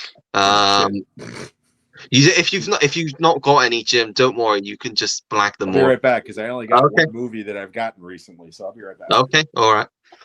I'll go with my three first quickly. Sure. First off, I've gone with Pay It Forward with Kevin Spacey, Helen Hunt, and Haley Joel Osment. Tragic film, but great message in this film, and a good little drama, I think. So yeah, that's my first pick. Then I've gone with a British film from a few years ago, called The Unlikely Pilgrimage of Harold Fry, with Jim Broadbent and Penelope Wilton, which is based on a book about a guy that lives in, I want to say he's in Devon, and he's in his 60s. And a colleague he used to work with, who he was really good friends with, played by Linda Bassett, is dying basically in a hospice, but up in Berwick-upon-Tweed, which is like pretty much as far as you can go from where he is. And he decides he's just going to walk there to see her. And as he does, it sort of starts to pick up coverage on the news and stuff, and people start joining him on his walk. Really beautiful stuff, like really good film. I just love Jim Broadbent. So yeah, that's my second one. And then my last one, just two terrific actors. I don't know if I've shown this off before, but Heartburn with Nicholson and Streep. Great 80s rom-com, well, romantic comedy drama, I would say. More drama than comedy. Yeah. But obviously brought us the great song from Carly Simon. Mike Nichols do that one? Yes, he did. Yes, Mike Nichols. But yeah, just love this film. And like I said, when the Carly Simon song comes on, I don't even remember the Carly song. Baby crying. Coming around again. Coming around again, yeah. And coming around again. It's a big song, Jim. I'm sure it is. But when I think of Carly Simon, I think of Spy James Who Loved Bond. Me. Which Yeah. is Nobody Does It Better. Nobody Does It Better, and if yeah. not that, the song from Working Girl. Let the river run. Thank you. Yeah, Those are still the not two seen big that. Carly Still not seen movie that. songs. Need to watch You'd like that. that movie. You'd like Yeah, that I've got it. I'd need to watch it. Yeah. I think it is it That's Mike Nichols too. yeah, and Harrison Ford. And Sigourney Weaver. Yeah. Melanie Griffith. Yeah, Yeah. it's a good movie. But yeah, Heartburn, great film. So those are my three picks. Kenny, what have you got? All right. Ed TV. Love that film. Yeah, We were just talking about that one. love Not too this long ago. movie, and it has the gorgeous Jenna Elfman in it from Dharma and Greg. I always say Martin Landau Martin Landau gives is a hilarious. fantastic performance. Yeah. Yeah, I'd laugh, but then I would just die. Yeah. next one up is one of my all-time favorites. I really like this movie a lot. 13th Warrior with Oh, yeah. Banderas. Is that actually good? Because I've heard some people absolutely shit on I it. That really movie enjoy kicks it. ass, man. It does. Okay, I'll add it to the list. I think was it Jodie that really hated it. I'm pretty sure Jodie really hated it. It was a huge flop, but it's Yeah. it's a great movie. I love it. Yeah, it really did good at the rental and especially cable. It was all in cable a lot. Yeah. And there's But- one scene in particular in that movie, not to cutting off, but No. for the beginning of the movie, he's an Arab and he's stuck with these Vikings, and there's a language barrier. Okay. And you see him in this tent or his cave with these guys, and they're all talking shit about him. And he starts picking up a word here, a word there, a word here, a word there. And the way that they do it, they switch it over eventually into English. Okay. But the way that it's done in the movie, it's one of the coolest scenes I've ever seen as far as showing how language is used. It's just, it is, I'm not describing it correctly, but it is just do you know what I'm talking about, Kenny? Yeah. That scene? Yeah, It's one of the coolest scenes ever because the camera just zooms in on him and then it zooms back and suddenly everybody's speaking English. You know, it's a really cool scene. Yeah. And Omar Sharif's in it as well, isn't he? Yes. Yeah. Nice. But Okay, Kenny, I'm sorry. Go ahead. One. Yeah. Oh no. And the last one is a Lawrence Kasdan movie. I've got that. Still not seen it. Oh, okay. I seen it when it came out because Steve Martin was in it, but it's got a great cast in That's why I got it. Great Yeah. cast. That's why I picked it up. So, and this just can't. Jim, correct me if I'm wrong. Didn't this come out at Christmas time, like the Oscar grab? It was an Oscar grab, but it didn't. 91? Yeah. Was it 91? 91. So, yeah. Yeah. But it didn't. I think Kasdan might have gotten nominated for screenplay or something, but that was I probably think about so. But I really enjoy it because of the ensemble cast. Nice stuff. Yeah. And I literally just picked these three up too. Oh, nice. From a charity store because I look. The problem is when you loan people movies, they never return them. Yeah, right? I don't like giving them out. And I've stopped giving them out anymore because But I've got to say, Kasdan, underrated director. I mean, you got The Big Chill, The Accidental Tourist, that. Accidental Tourist is very good. Mumford. You also got underrated. Dreamcatcher. Yeah.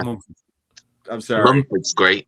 And I'll Die on a Hill. I love Wyatt Earp. Oh, I like that too. It's Well, just yeah, too it's long. okay. The problem with Wyatt Earp is that it came out in within 6 months Wrong of time. Tombstone. Yeah, wrong time. And Tombstone's a better film. Tombstone's a better movie. It just is. So. But yeah, no, Kasdan, underrated director. Except he's for great. Dreamcatcher. I think he's a fantastic writer. Yes. So. Yeah. Who was that? That was Kenny. So Jim. Yeah. Okay. I got a bootleg here, but apparently it is coming out at some point on Criterion, and that's Barbarian. Oh, is it Criterion that got the rights? I knew someone got the rights. Yeah. That's the rumor. Yeah. They haven't actually said it, but the producer of this, what the hell is his name? Because he also produced The Long Walk. I forget his name. Roy Lee. That's his name. He did an interview and he was saying that that's where I heard it. That Paramount had worked out something with, and he kind of hinted that it was towards Criterion. So, but yeah, this movie's great. I think Weapons is a better movie, but this movie's a lot of fun. And like Weapons, you could call it What the Fuck the Movie, because it does. Yeah. You're watching it, and there's a couple of moments where you're literally saying, what the fuck? So Andy nodded his head. He knows what I'm talking about. Yes. Baby! So this one was a gift from our good friend Carlos, Eastwood for Life fan. He sent me a box full of Westerns and other movies, including Over the Fucking Top as a joke. But he sent me The Old Way, which is a Western with Nicolas Cage. This is a very good movie. I forgot to mention when you were talking about recent watches, I watched this one with my mom a couple days ago, and very enjoyable movie. It's kind of like a throwback to the old. It's like a revenge Western. It's kind of like Outlaw Josie Wells or actually Unforgiven. He's an ex villain, gunfighter, whatever you want to call it. Yeah.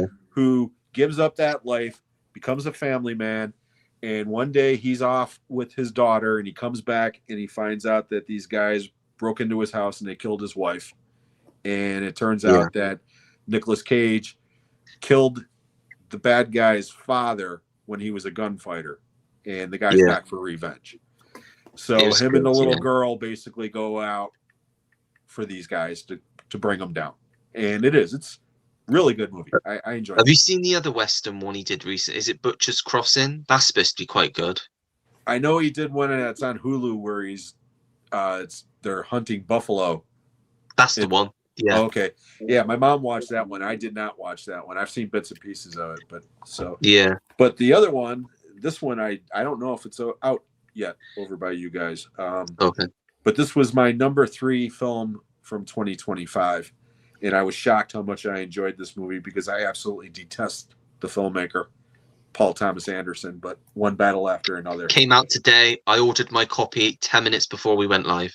Bare bones. There ain't even a fucking trailer on this. I mean, it's simply the movie. I mean, there was a digital code, which I was going to offer my good friend Kenny, but he didn't like the movie, so I didn't like it. But I really enjoyed this movie. Outside of David Johnson, who should have been nominated for Best Supporting Actor for The Long Walk, Sean Penn was probably my second favorite performance for the year. Yeah. And he's going to win the Oscar. He's going I hope so. I hope so. Yeah, that's my third pick for this week. Nice. Yeah, I ordered literally before we went live. I ordered that on 4K, and Good Fortune came out this week as well on Blu-ray. So I ordered that as well because I really enjoyed that. So I'll have them to watch tomorrow. Probably watch one of them tomorrow. Nice. I need to watch one battle after another again because it's like I was saying to Sam last night. The way I've spoken about it, I feel like people think that I didn't like it, but I really did enjoy it. It's just when I came out of watching it and I heard people just absolutely raving about it, for me, I didn't connect with it in that way on a first watch. But there was so much of that film that I just loved, I enjoyed. Right. But for me, and I've said it many times, I just think it's a little bit too long. That's the only complaint I've got is that it's about 15, 20 minutes too long. Yeah, that's exactly my thoughts. But yeah. I see where you're coming from because I felt that way before I saw it, that it was going to be overrated for me because, again, every fucking movie that guy does, the critics go crazy. Yeah. And we've talked about it. Outside of Boogie Nights and Hard 8, which was his debut. First, and parts of Magnolia, I'm not a fan. But this movie, like I said, it's entertaining as hell. And it's funny. I mean, it's a very funny movie. If you understand that it's a satire and not to be taken seriously, it's a very entertaining movie. But I totally agree. It is too long. But it's even more relevant now than ever with what's happening in America right now. There was a big backlash. I don't know about over there, but over here, obviously, there was a big backlash from the right because they were saying that it was just another example of Hollywood picking on MAGA and that sort of thing. Not realizing that this book is based on a novel that came out 20 years ago and the script was written 10 years ago and sitting in a drawer. Yeah. So it's not like PTA suddenly was like, hey, I don't like Donald Trump, I'm going to write this movie. No, that's not the case at all. And again, if certain political people are uncomfortable about this movie, saying it makes us look bad, I don't recall anybody ever saying anything about any political party in this movie. There's no mention of Republicans. There's no mention of liberals. There's no mention of anything. All they're saying is that it's a bunch of revolutionaries against a fascist government. That was it. Yeah. So it's like, from that standpoint, you could even look at it as like a dystopian version of America. It's not even real. Yeah. You know? I mean, there's a lot of ways you can look at it. But to me, it's a comedy. First and foremost, it's just a comedy. So it's got my favorite line of the year in it. What's our story, sir? The usual. Drugs and tacos. I mean, it's just, it's brilliant. Yeah. Nice. What have you been watching, Andy? Not watching. What are you going to recommend? Andy, wake up. Oh, he's frozen. He's pulling a Kenny. Is he here? Don Johnson? I was going to tap on the screen. And go, Hello. there he is. Are you here? He's moving, but I can't hear him. Are you there? I put you to sleep, man. I'm sorry. Did I cut off there? Yeah. I thought I put you to sleep. No, it's my internet's playing up. Unfortunately, I do apologize. Oh, okay. I completely missed what you said. It's like we don't know if you're still there. Suddenly you're like corpsing. So what you got, Andy? Yeah. Okay.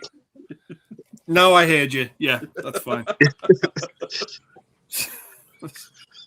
Sorry about that. It was real fun, no, man. Really Jim even said, "Did I lull you to sleep?" Yeah, no shit. First I put Kenny to sleep, and then I put you to sleep. I'm doing good today. Don Johnson. My internet being a little bit of a bitch. Yeah. No, my first one is I watched this last night. It's a movie called Hardware. Don't know if anyone remembers that. Yep, I can't tell you what the fuck this movie was about, but I enjoyed it.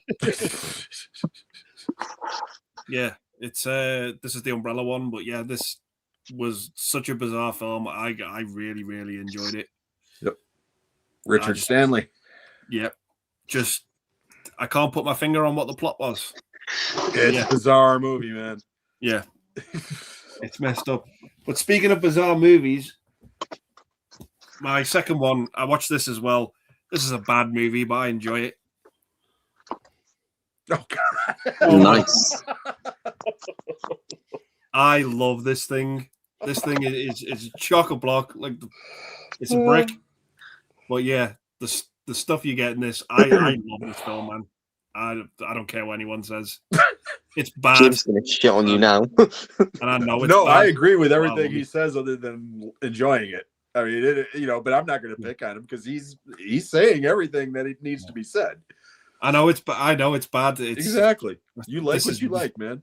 It's nothing to do with Super Mario Brothers. No, by name alone, but yeah, I love it. I have such a blast with this film. It's so much fun. I had a parent curse me out because her daughter rented that. And I'm like, she wanted to watch it. Did she like it? And when she came up, I said, "Honey, did you like it?" She was like about 8, and she goes, "I loved it." And the mom came and said to me, "You shouldn't have recommended it." I'm like, I never even seen the damn movie. How can I recommend something I didn't see? People. People. Don Johnson. Don Johnson. And my last one is Toby Hooper's Life Force. Oh yeah, there you go. Oh, to be a teenager again. Yeah.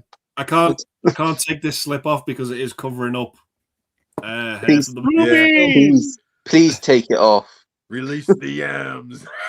All right, there you go. Oh, there's the back of it. Yeah, love it. Great movie. Love it.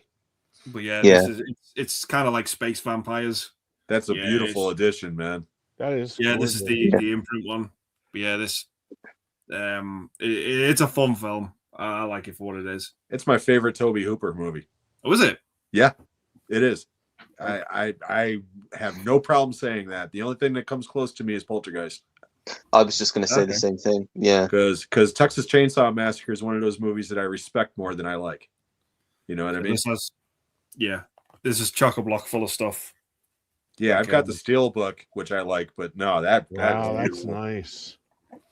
And I will never forget the night that movie was open here in America. I saw it at the drive-in because I was off that night. And I'm telling you, man, every time that woman walked out, people were laying on the horns and flashing the lights. And I mean, that movie was very popular with the drive-in crowd, you know? That's like try and Ingrid's unravel this favorite if movie. I can. It's got the eyeball. This is the poster. Yeah, the eyeball. Oh, that's awesome. Yeah, Yeah. I had the original one sheet. There you go. No, it's a great movie. Nice. Andy's just wrapped himself in the poster. I'm off to bed now, guys. Good night.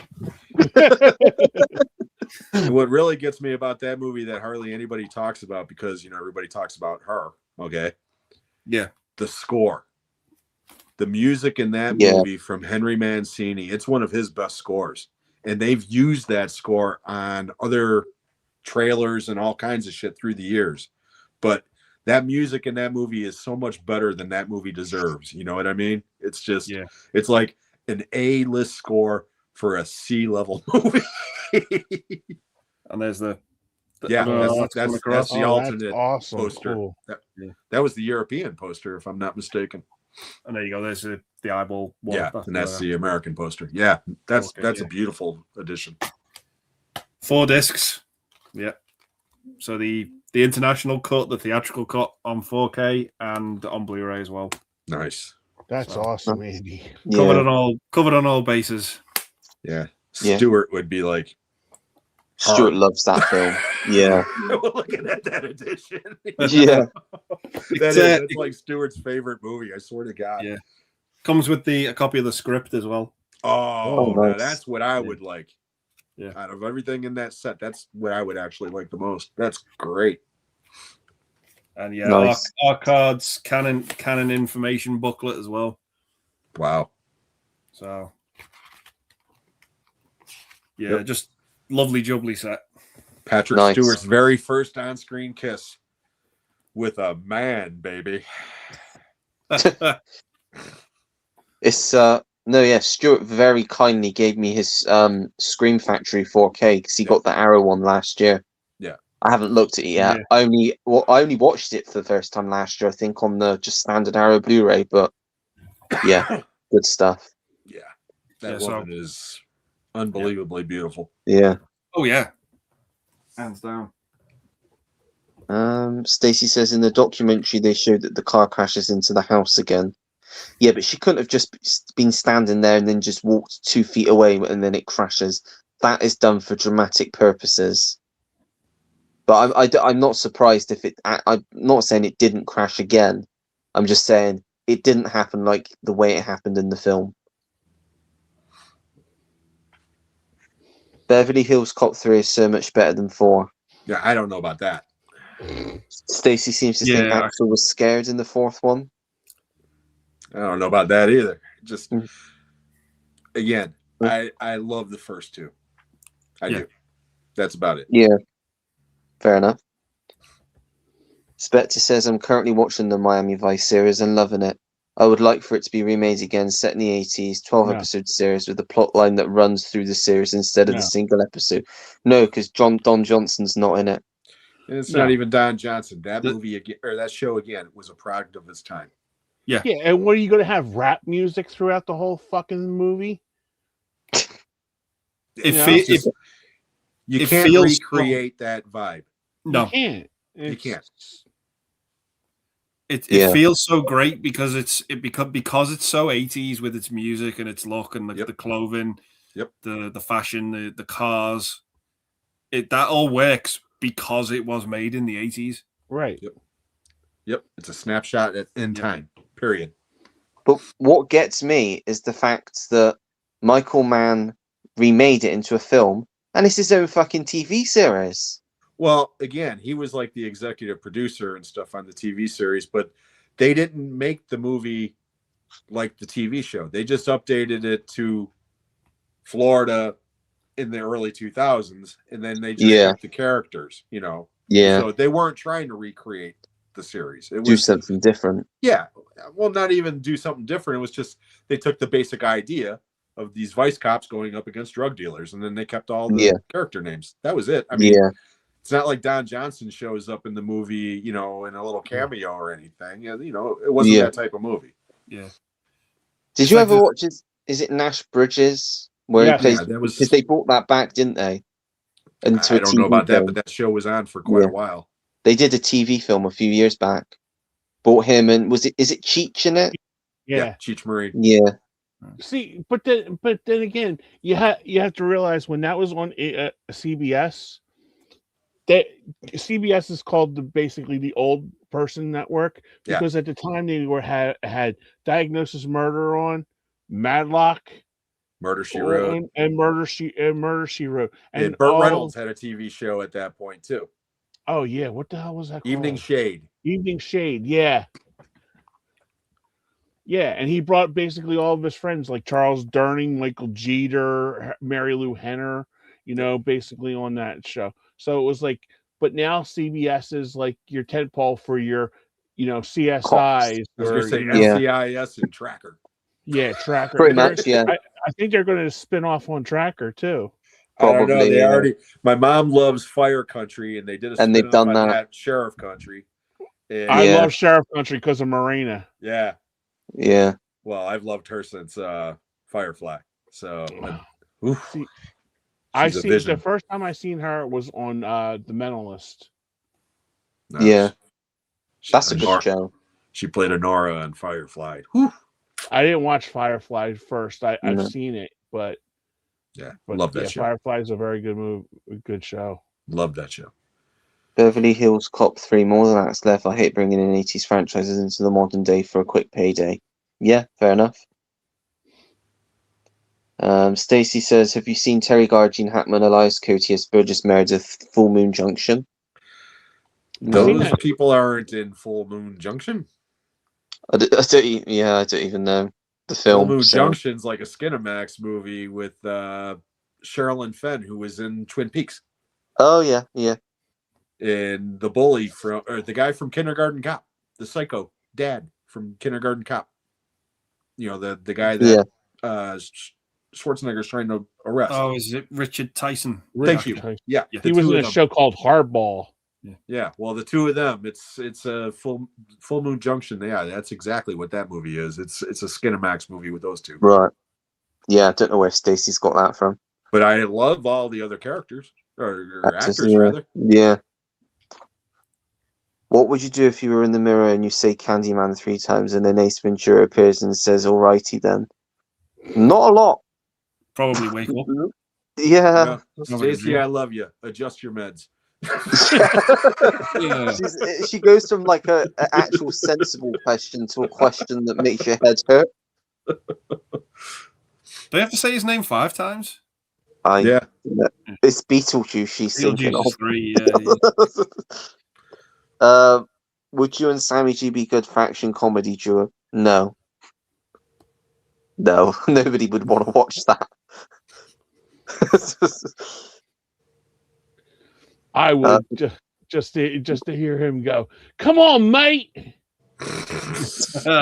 He doesn't speak like that's very like London, like with my Philly accent. Pick up Sam's like a Yorkshireman. Very much so, yeah. We're dumb Americans. You all sound the same to us. Oh, thanks.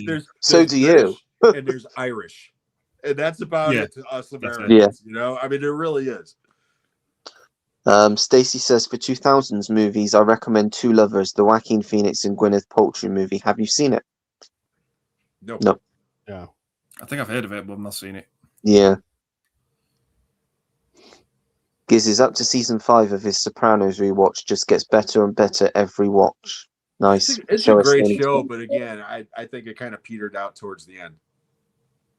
I won't go. A lot of people were pissed off about the final episode, which I won't go into.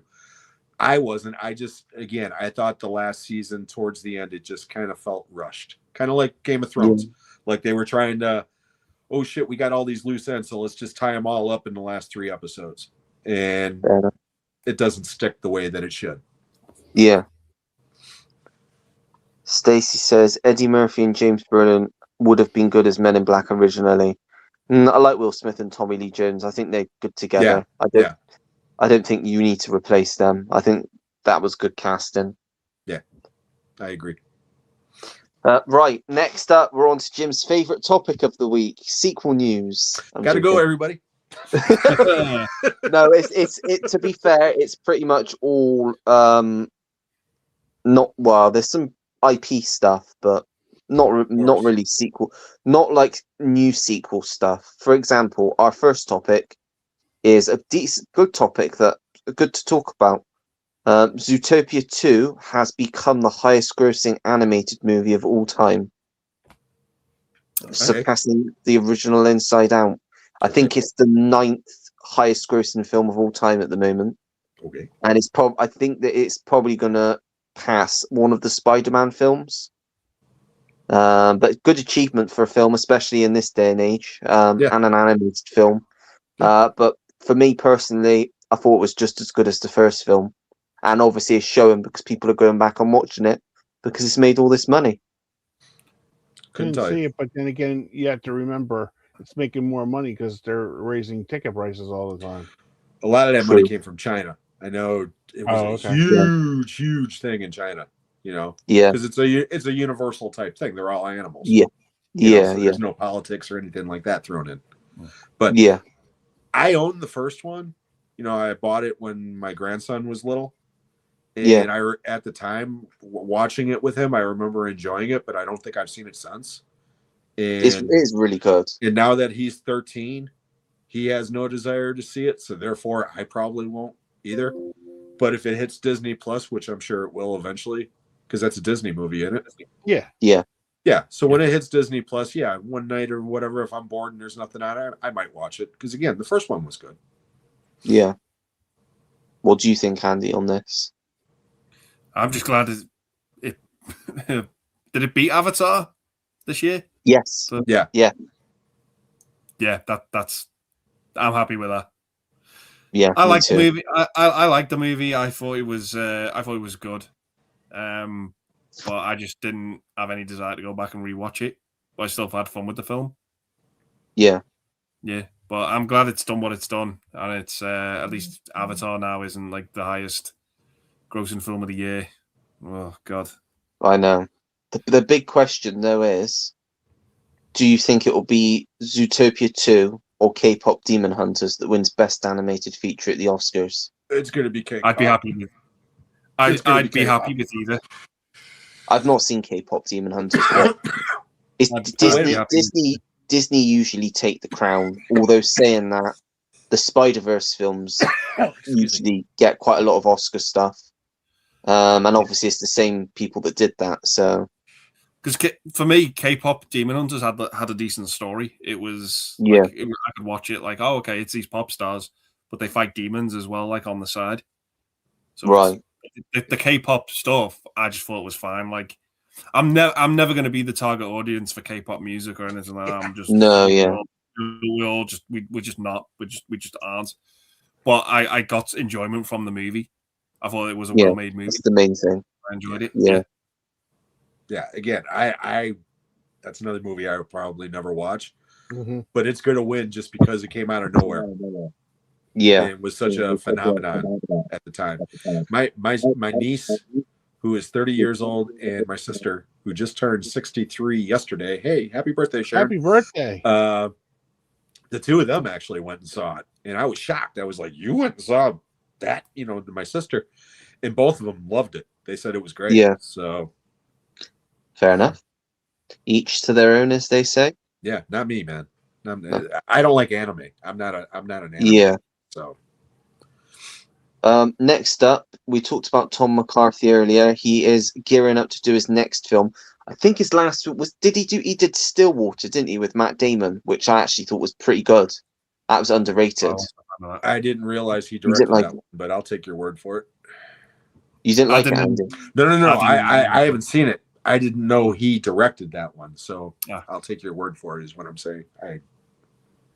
My mom saw that one. She said it was good. Yeah. What did you think, Andy? I kind of thought it was a bit boring. It didn't really do much for me. I still have it. Like if I watch it again, maybe one day and go, okay, yeah, maybe my opinion will change. But as of right now, that's fair enough. Bit dull. Yeah. But his new film is going to be called The Statement. It's going to start filming next month, and it stars Paul Rudd, Paul Giamatti, and Peter Sarsgaard, and Okay. it's set at I think it's set in the 80s at a CO2 emissions conference in a untitled country where they've got to sign this statement. It's going to be like a spotlight type thing again, like a drama thing. That, I mean, it sounds boring from that plot, but I'm sure it won't be because he's a pretty solid director. But I read Sony Pictures Classics have already picked it up for distribution. And I'd imagine if it's starting next month, it'll be a pretty quick shoot, I would have thought. So I'm guessing that'll be an awards one next year. Good cast. It is a good cast. Very, very mixed cast. I love Giamatti. I'll watch him in it. Yeah. But Paul Rudd in a film like that, interesting casting, I think. You know, talking about Paul Rudd, my mom, I put on the Cider House Rules for my mom. Great film. I forgot that Paul Rudd was even in it. Because I'm sitting there and all of a sudden I hear, you know, the voice and I'm like, and I turn around and I'm like, holy shit, you know, because I haven't seen that movie in years, you know, but yeah, it was like, I was shocked how much Paul Rudd still looks the same. I mean, he's older, obviously, but he still looks the same. Yeah. So, yeah. Be drinking baby blood. Yeah, you forget how many 90s movies he was in. Yeah. Yeah. You know, I think it's about the Halloween movie, and that's about it, you know, and Clueless. And that's where my brain shuts off until he was in the Baz Luhrmann Romeo and Juliet as well. Yeah. I saw that once. I don't really remember it. Yeah, I didn't even remember that one. There's a fun movie with Reese Witherspoon called Overnight Delivery. Okay. Yeah. It's like if you've ever seen the movie Road Trip, it's kind of like the similar premise. Him and his girlfriend are at two different colleges, and because of the long distance thing, he breaks up with her, but doesn't want her to find out, so he changes his mind he sends her like a breakup message or letter or something. I got to get there before the mail. He has to intercept the mail, so like him and Reese Witherspoon. Larry Drake's the mailman in the movie. Nice. But yeah, I've never seen that. Yeah. I'll add that to my list as well. Overnight Delivery. Next up is the IP thing. We talked about Murder, She Wrote earlier, and they're doing a film adaptation of it with Jamie Lee Curtis. Yes, that has my name written all over it. They said, Ollie, we're going to do a film for you. What do you want to do? And I thought, fuck it. Murder, She Wrote. They're like, who do you want? Angela Lansbury, but she's dead. Okay. Who else do you want? Jamie Lee Curtis. Done. Hey. That's all I need. I love Jamie Lee. So I will watch it and I'll fucking love every second of it. Depends on the tone of the movie. You know what I mean? Yeah. I mean, is it going to be like a use that of the show? Is it going to be like a Knives Out type thing? I mean, they gotta use. It's got the film's got to start, and it's got to have the opening credits, and she's got to be riding on a bike. So you obviously know the show more than I, because I think I've only caught like little bits and pieces of that show through the years. I never really watched it. So I just love Angela Lansbury. So do I. She's just And shockingly, you can only for some reason get the first series on Blu-ray over here. So if you want the whole set, you gotta get it on DVD, which I will get eventually. But I'm holding out hope because obviously they've released Columbo over here now fully on Blu-ray. So I'm holding out hope that they will release Murder, She Wrote eventually. See, and then I can just binge that it. Ollie was reincarnated. He used to be an 80-year-old woman. Yeah, that's not even a joke.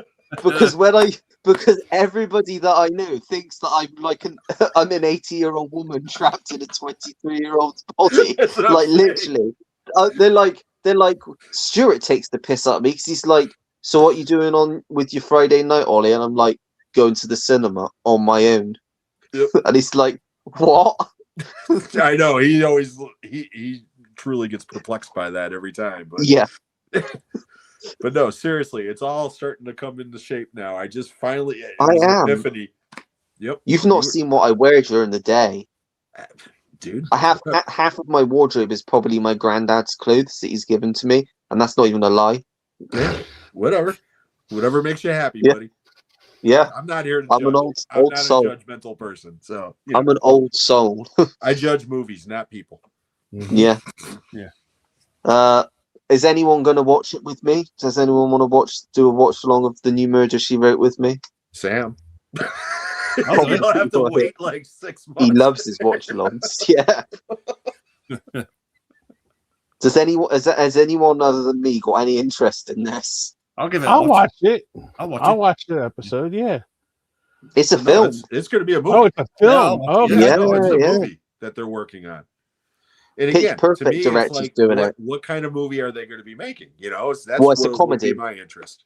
It's a comedy. Like I said, it's if the it's a director of spoof Pitch or Perfect. something, you know. No, I think it'll be more. I think it's going to be close to what the TV series was, from what I've read. I but she's don't going to really do her own remember take much on about it. the show other than her. You know, It's it's like it's like Touched by an Angel. I never watched that fucking show either. You know, I mean, did you ever watch? Have you seen The Mirror Cracked? Yeah, I didn't like it. That's the one that I didn't like. I love the other one. Similar sort. I think that it reminds me of Murder She Wrote, because obviously in that she's playing Miss Marple. Miss Marple. But it's like that sort of similar sort of like little small place, like, and she goes and she's like a busybody investigative. Yeah, she's a writer, but yeah, Jessica Fletcher. Yeah.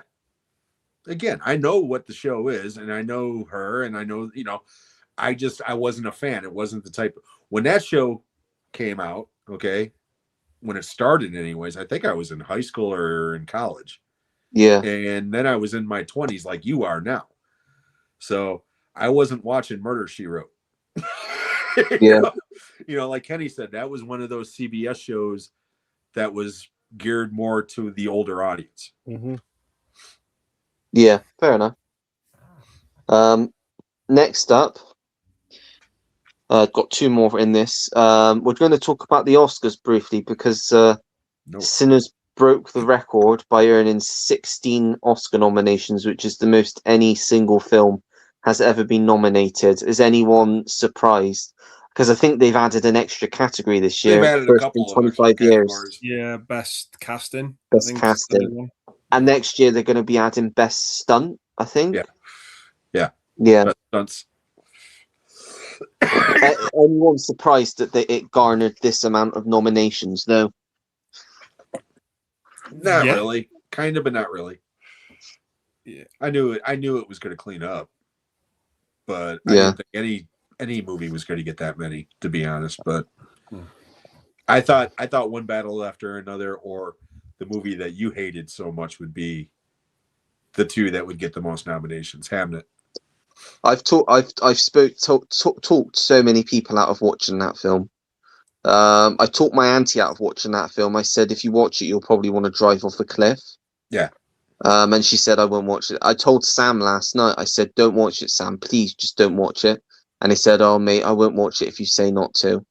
I don't like talking, because this is a bit of a dark joke, but so the cinema that I go to is on is just off of what you guys would call a freeway. It's like what we call a dual carriageway, not like a motor, like big, like a smaller one. And there's obviously bridges that go over it where people drive or walk. And the day after Hamnet came out, someone jumped off of the bridge outside the cinema. My mum, no, because my mum was telling me, and I asked my sister. I said, "What bridge was it?" And she said, "Oh yeah, the one by the cinema." I said, "Someone watched Hamnet," and they were shocked. I was like, because he bonneted a car and died on impact, and I was like, "Someone watched Hamnet today." Yep. Wow. Yeah, I heard that's like a thoroughly depressing movie. That's why I'm like, well, that'll do it. That'll do it. So yeah, but it's that film, Depression the movie. That's what and it got flack because someone was going to sue them because someone put a quote out before the film had even come out. it's shown at festivals, and some shitty little, and it was on one of the posters they used it. Some shitty little American critic website put a review, and they basically, in a word, said, "This is the best movie that has ever been made." I'm like, shut I the saw fuck. that. I saw that. It said it was the best movie ever made or something. Yeah, I'm like, have you watched any on. movies? Yeah. Have you seen anything? Have you seen anything but Hamlet? Ollie's like, have you seen Axel F? Yeah. Have you Kenny's like, have you seen anything with Don Johnson in? Yeah, exactly. It's like the only two movies they've watched are Hamlet and Cats. Yeah. Well, if they're This gonna is the do best movie ever it, made. that, then yeah. Oh, yes. I will never But, watch either of them. So, but yeah, Hamlet. Yeah. No. no, But you're not a fan. You're not a No. fan. I told a But yeah. guy on Blue Sky that I follow, when that movie came out, he saw it like right after you did. Okay. Yeah. Because I had never even heard of it until you were bitching about it. Yeah. But he posted a review on Blue Sky just saying that it was about as pleasurable as an oral bowel movement. And I went on there and I said, my buddy from the UK said that it was like the most, he said that he would probably rather face a firing squad than watch that movie again. Yeah. And the guy is kind of a famous dude, okay? He actually responded to me and said, "You have excellent taste in friends, sir." Oh god.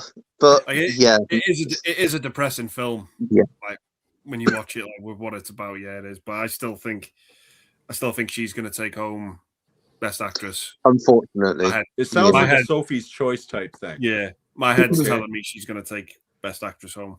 Because Sophie's Choice was like an extremely, extremely depressing movie, 40 years ago, that was up for a bunch of Oscars, didn't win shit except for Meryl Streep, and she won Best Actress for that. Rightfully so. She was great, But...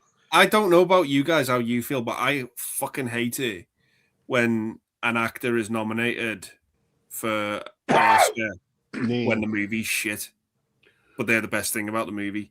Glenn Close, Hillbilly Elegy. Yeah, I hate it when I like that film.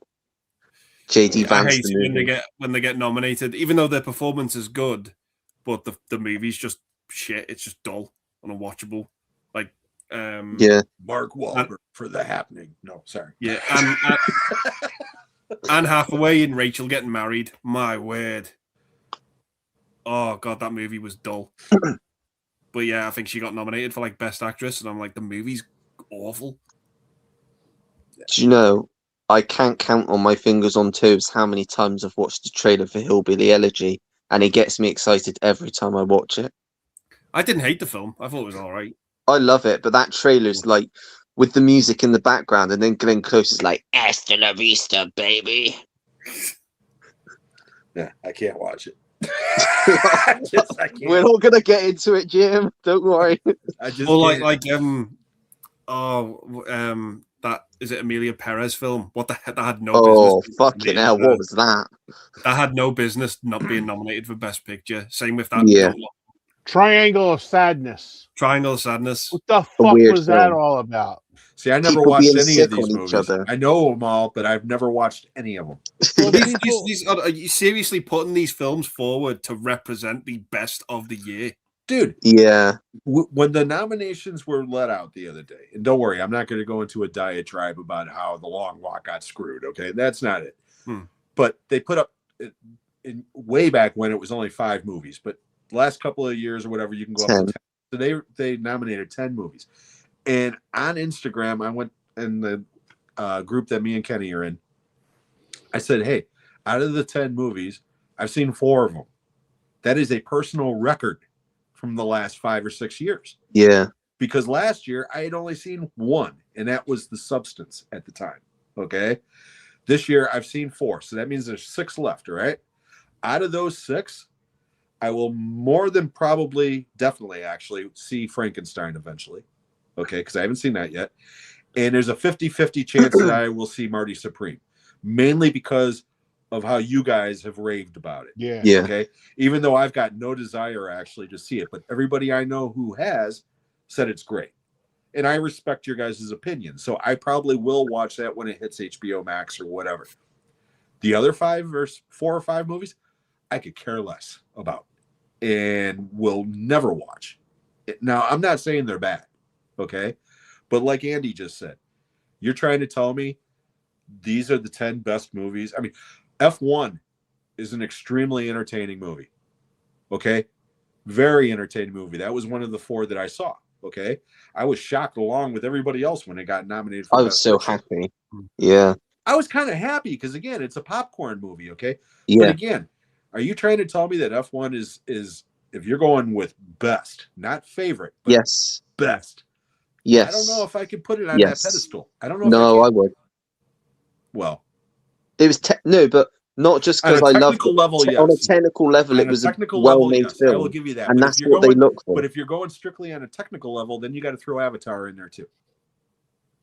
No, but with F1, it's not just the technical. What the story in F1 was good. The story in Avatar, The fucking story sucked. in F1 was basic. I've seen that story in Mhm. every other sports Yeah. movie known to man. Give me a break. The reason why Fair F1 enough. worked is because on a technical level, it was flawless. Okay. And Brad And Pitt, Brad Pitt was so goddamn good in that movie why he because was snubbed. because he is so likable in that movie. He was The so snubbed. relationship with him and Bardem to me is the Yeah, actual Yeah. MVP of that movie. Not so much him and the kid, because again, watch Days of Thunder. It's the same goddamn story. yeah, The formula of that movie works for being a crowd pleaser, Absolutely. and that is That's- why it gets nominated. That's why those types of movies win Best Picture. Yeah. The Best Picture winner is a movie that conforms to the formula of being a crowd pleaser. Okay. Yeah. And again, Yeah. I don't have a problem with that. Okay. Hmm. But again, there's other movies to me from this past year. And again, I'm not necessarily talking about the one that I always talk about. Okay. But there are other movies that were released this year that to me didn't even get a sniff of any kind of recognition whatsoever. And that's not fair. yeah. I mean, it just ain't. The Life of Chuck to me is a Oh, yeah. beautiful movie. Okay. And again, I could think of a couple of different categories where that movie could have been nominated. Not a single one. Yeah. You know what I mean? It's to do. I don't agree with it as well. The criteria for being nominated is to do with timing of release as well. Yeah. I don't really agree with that because that's not really fair. The other thing that bothers me is one, and again, it's going to sound like I'm a racist piece of shit, and that's not what I'm saying at all. Okay. But one of the films this year, and it's happened in years past, is a foreign language film that's up for Best Picture, and it's also up for Best Foreign Language Film. Yeah. And to me, that is totally unfair. It should be one or the other. Well, do you think that? Because Yeah, I agree. because again, they're not throwing F1 in Best Foreign Language. You know what I mean? Or you know, anything like that. But if a movie is in the Best Picture category, that should be the only movie category that it should be eligible for, is what I'm trying to say. Give Yeah, I another agree. foreign language film another chance to participate. Yeah. Because if that's not the criteria, then that movie should automatically win Best Foreign Language Film. You know what I mean? If it's that Best makes sense. Picture, Yeah. From that criteria, Yeah. if it's the only foreign language film that's up for Best Picture and it's also in that category with those other foreign movies, well, then it should be a done deal. And it probably will. Yeah, if it probably wins, will. if a foreign film wins Best Picture of the Year, then it wins Best Foreign Film by default. Yeah. Parasite. Parasite. Parasite. And again, I Life is love Beautiful. Parasite. I'm not bitching about No. Parasite at all. But again, even then, I was like, you know what? This really isn't fair. Yeah. You know, it's Mm. like you're getting your cake and you're eating it, you know, at the same Yeah. time. Yeah.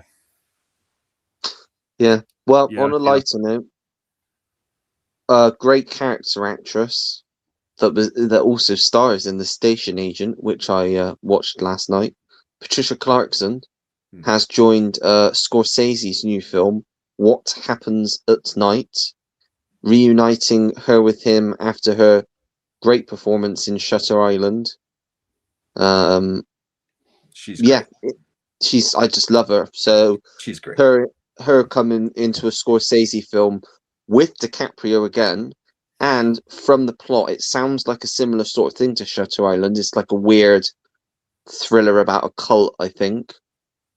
Scorsese, I'll watch it. Could be interesting, yeah. But the addition of her to the cast, good thing. I guess you saying yes, Jim. Yeah, She's great in everything.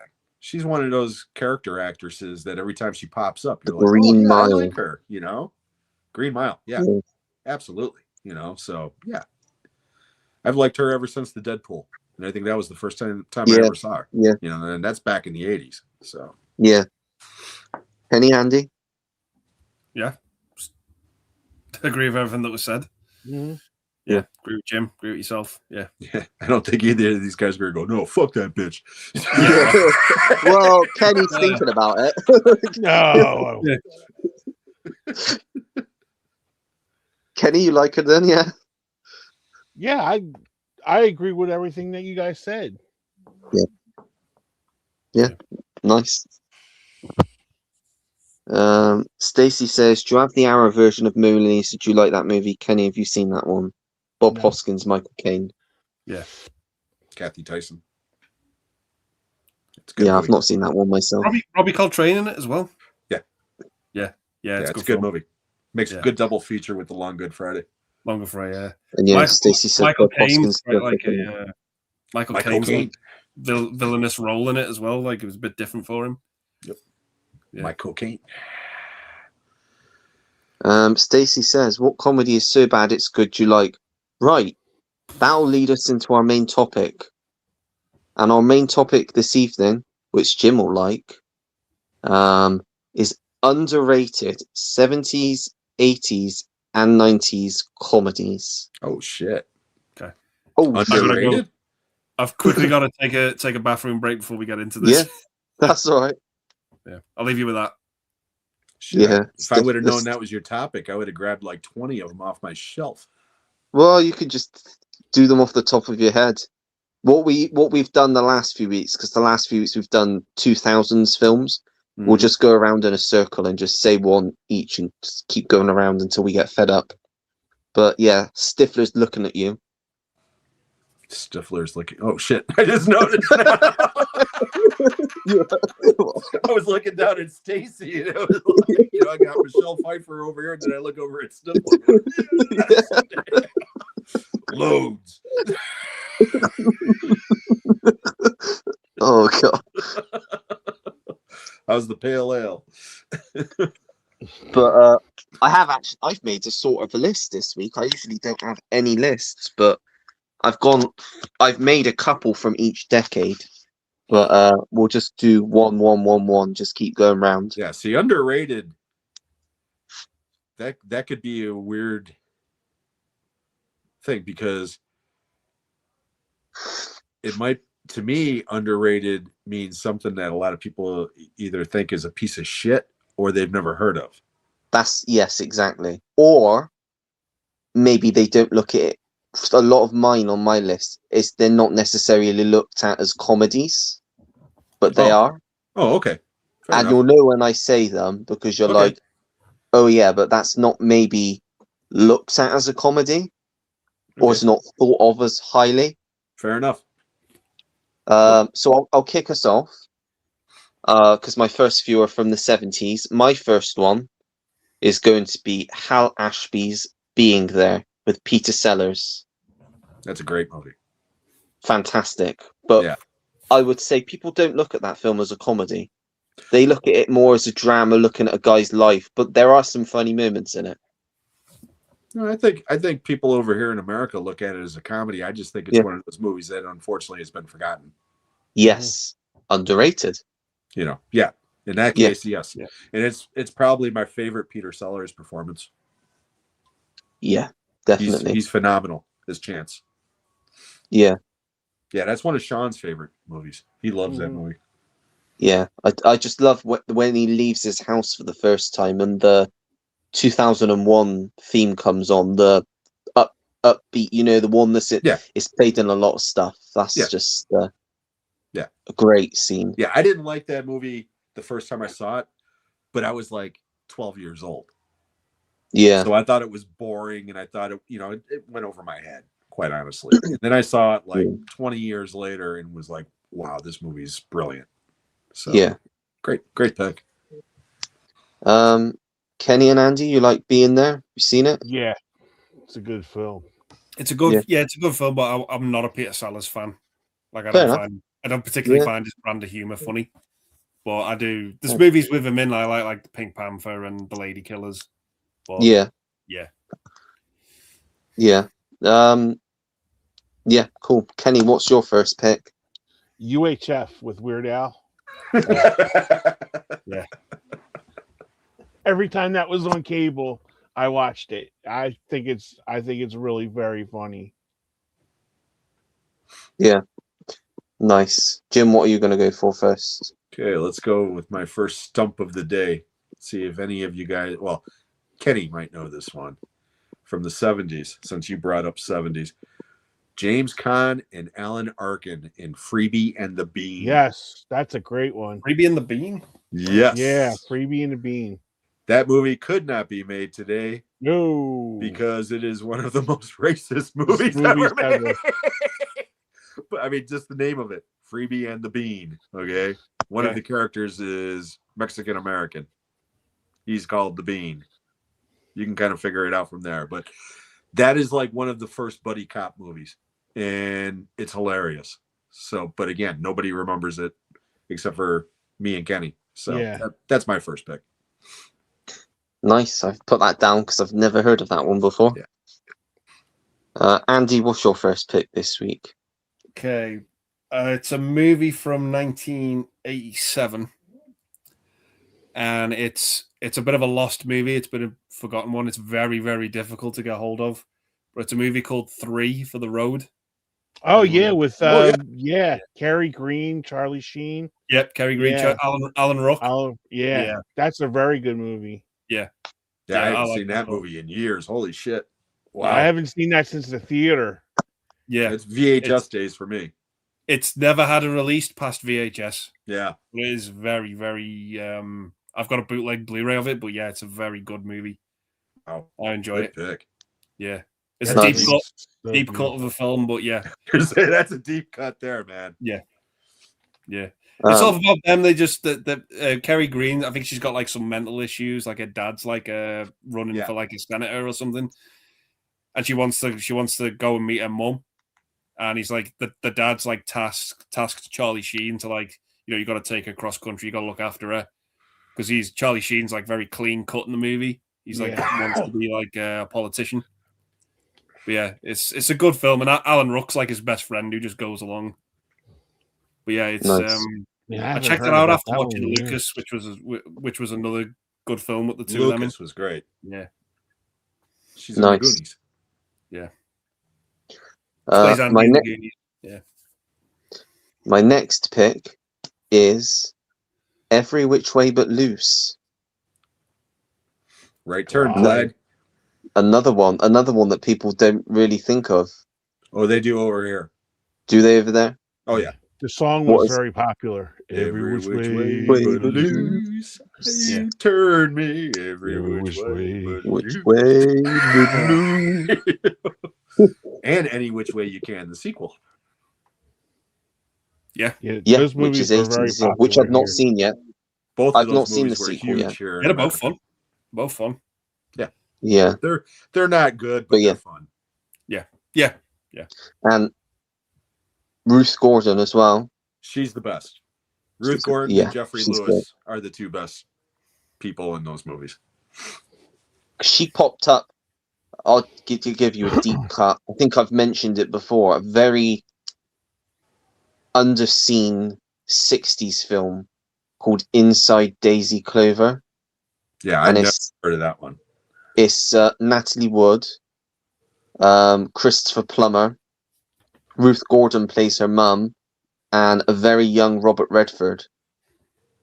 Oh wow! And she lives with her mum in like I think it's Coney Island or something like that, on like You know, not Coney what's the other one? Venice Beach, sorry.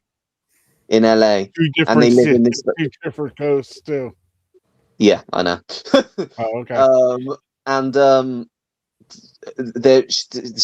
mother's weird, like really odd. She won't leave her like trailer. She's like, she thinks she can see into the future. She like reads cards and stuff, but she just wants to be. Natalie Wood just wants to be a star, and she gets picked up by Christopher Plummer's character, who's the head of a studio, and goes to live with him. And he says he's going to make her a star. But she falls in love with the leading man, played by Robert Redford. It's a nice, easy watch drama from the 60s. Underrated. Drama or comedy? It's not a comedy. It's just a drama. No, 'Cause but I thought this was comedy. I was just Yeah, I going did too. from Ruth. We were just talking about Ruth Gordon. Oh, and that's right. My bad. My bad. You're right. Because it's underrated and nobody's. Yeah, I've never heard anyone heard of talk it. about You're it. right. You did. Warner You said Brothers as well put it out, so it might be on the Warner Archive label, maybe. Mhm. But I recommend checking it out. It's good. Awesome. Ruth Gordon was great. Yeah, she was. She'll pop up again in my list in a minute. Gotcha. All right, Kenny, what you got, buddy? Yeah, I have one called Night Shift with Henry Winkler and you took Yeah. Love it. Michael took Keaton. my choice. I had that on my list. Shelley Long could make me scrambled eggs any day of the week. Another one, another song. Rod Stewart. That's what friends are for. Yep. Before they In redid good it with like Dionne times. Warwick. Neon, yeah. Yeah. No, And that once movie again- still has one of my favorite lines ever. And it's Michael Keaton, of course, because, that was his big breakthrough. But what he's like, pimps, you want us to be pimps? Pimp is an ugly word. Let's call ourselves love brokers. Love brokers. But and once again, Fran Drescher. Yeah, I forgot she was one of the hookers. Yum yum. Donna Dixon is one of the Yeah. hookers in that, too. and a cameo from Kevin Costner. Yeah. Dead Man. I love Night Shift, Kenny. Great pick. That's a Yeah. great movie. Yeah. That movie's so good. Jim, what have you got next? Well, I'm going to follow you. I'm going to stick in the 70s, and your last one was from 78. So I'll go for one from 79, which was big at the time, but has kind of been forgotten since then. Blake Edwards' 10. Yes. With Dudley Moore, Julie Andrews, and this, not the debut, but Bo Derek's big breakthrough. Okay. I mean, she was like huge because of that movie. But whenever anybody talks about Dudley Moore, they always talk about Arthur. Mm-hmm. And Arthur's a great movie. Don't get me wrong. Okay. Yeah. I think he's better in 10 because there's a scene in 10 where he comes back from the dentist's office. So his mouth has got Novocaine. He's on pain pills and he starts drinking wine, but he needs 2 glasses because every time he tries to drink, it dribbles down his chin. So he's got another glass underneath it. And it's one of for the next 10 minutes of that movie, I dare you to watch it without crying with laughter because it is some of the funniest shit you will ever see. So, yeah, 10. Great movie. I love 10 so much. Nice. Andy, what do you want to go for next? There's 2 movies I'll go for, but I'll go for one this round, but they both star the same actor. But the one I'm going to go for now is a movie called Hiding Out with John Cryer. Yes. Catch me, I'm falling. Yeah. It's the movie has the exact same plot as Sister Act before Sister Act came out. Yep. Nice. He plays a stockbroker. He witnesses a murder, and he has to shave his beard and go back to school to protect himself from the murderers. Oh, nice. And that's another one that's really out of print. You can't find. Yeah, it's a great film. The music in it's great. I love he starts arguing with the teacher because he doesn't really agree with what she's teaching the rest of the class, and it's just a really fun movie. I absolutely love it. Another one I haven't seen in 40 years. Yeah, I haven't seen. I just remember the Catch Me, I'm Falling song. It's a great film. Nice. Next up, I'm going for another Clint film. I'm going for Kelly's Heroes. Oh, Great that's movie. a great movie. Yeah, Great movie. war Makes comedy. a nice I double would- feature with Three Kings. Yeah, yeah, Similar plot. very. Yeah, I've got that in my pile to watch actually. Oh yeah, no, like I said, I've seen it. those two make a really good double feature. Yeah, nice. I do apologize if you heard screaming there. Who's murdering who, Andy? Yeah, it's my dad. He's watching the football. No. Oh. And he's got somebody in a bag, like in Yeah. audition. No need to send the police round. Poking him with a it's all, stick. it's all good. That's just normal. That's Shut normal. up. Pay no attention to that man in the background. Wizard of Oz. Yeah. You hear me on a Eagles Sunday. I'm louder than that. Jim can hear me. Yeah. Yep. What the He's hell was I'm that? up- That's I'm just upstairs. Kenny all the way from Philly. Yeah. I don't know why he screamed because they've only just they've drawn. They're not winning. They were getting beat. That's a moral victory. Yeah, moral victory. Yeah, I do apologize. That's all right. Kenny, what do you want to go for next? A 1987 movie called Hollywood Shuffle. Great with movie. Robert Townsend. Yo, man, put down the activator, man. Put down the activator. And Winky, Dinky Dog. Say it with me, everybody. Winky, Dinky Dog. Yeah, Robert Townsend's awesome. Nice. What do you want to go for next? Have you seen that, Ollie? No. I've heard Oh, of it. please do yourself a favor. It's basically a stereotyping every black man. The best was where he's like a struggling slave or something, and then he accused his teacher, who's a white guy. He goes, "Come on, you got to be more black. You got to put more black into it." Yeah, Robert Townsend was a comedian, and he wrote and directed the movie and stars in it. He also directed Eddie Murphy Raw. Yeah. The concert film. Yeah. And then there's another great movie that he directed, which was a drama called The Five Heartbeats. Oh, so good. I've heard of that. Which Yeah. is about Motown. The singer. Yeah. It's Loosely basically based on the based on the Temptations, yes, but that one's really good. No, great pick. Yeah. Kenny. Nice. Jim, what are you going for next? Okay, well, since you threw one in the 60s, now I got to go all the way back in the 60s. And off the top of my head, the first one that popped into my head from the 60s is It's a Mad, Mad, Mad, Mad World, which stars everybody and their brother from that era of Hollywood, especially comedic actors, headlined by Spencer Tracy. And it's 3 hours, so it's a long movie, but it's a thoroughly entertaining movie. And it's Rat Race or Scavenger Hunt before those two movies. It's the best way to describe it. So, yeah. Nice. Yeah, sounds good. What are you going to go for next, Andy? Another John Cryer film. Morgan Stewart's Coming Home. Oh, yeah, that's a good one. Jesus, that's another one I haven't seen in years. Andy's going deep. Andy, right back. really I got to go grab a couple deep Really ones deep.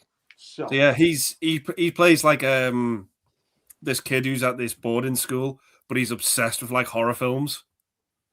And his parents are like kind of like strict liberals, and his mum finds out that he's like has all these like posters for like horror films around his room, and she like completely like bins them all, and he gets like so annoyed. He goes out to get an autograph from George A. Romero, and he meets this girl who's like another horror fan, and they like sort of hit it off. But yeah, it's just such an underrated film. It is very good. I just think it's really good. Well, next up, I'm going to go for Multiplicity. Oh, yeah.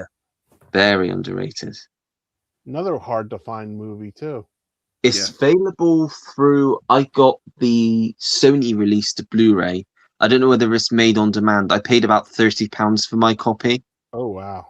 Which is pretty good for an import of that kind. But yeah, I think you can get it over there on Blu-ray because my copy's Region 1.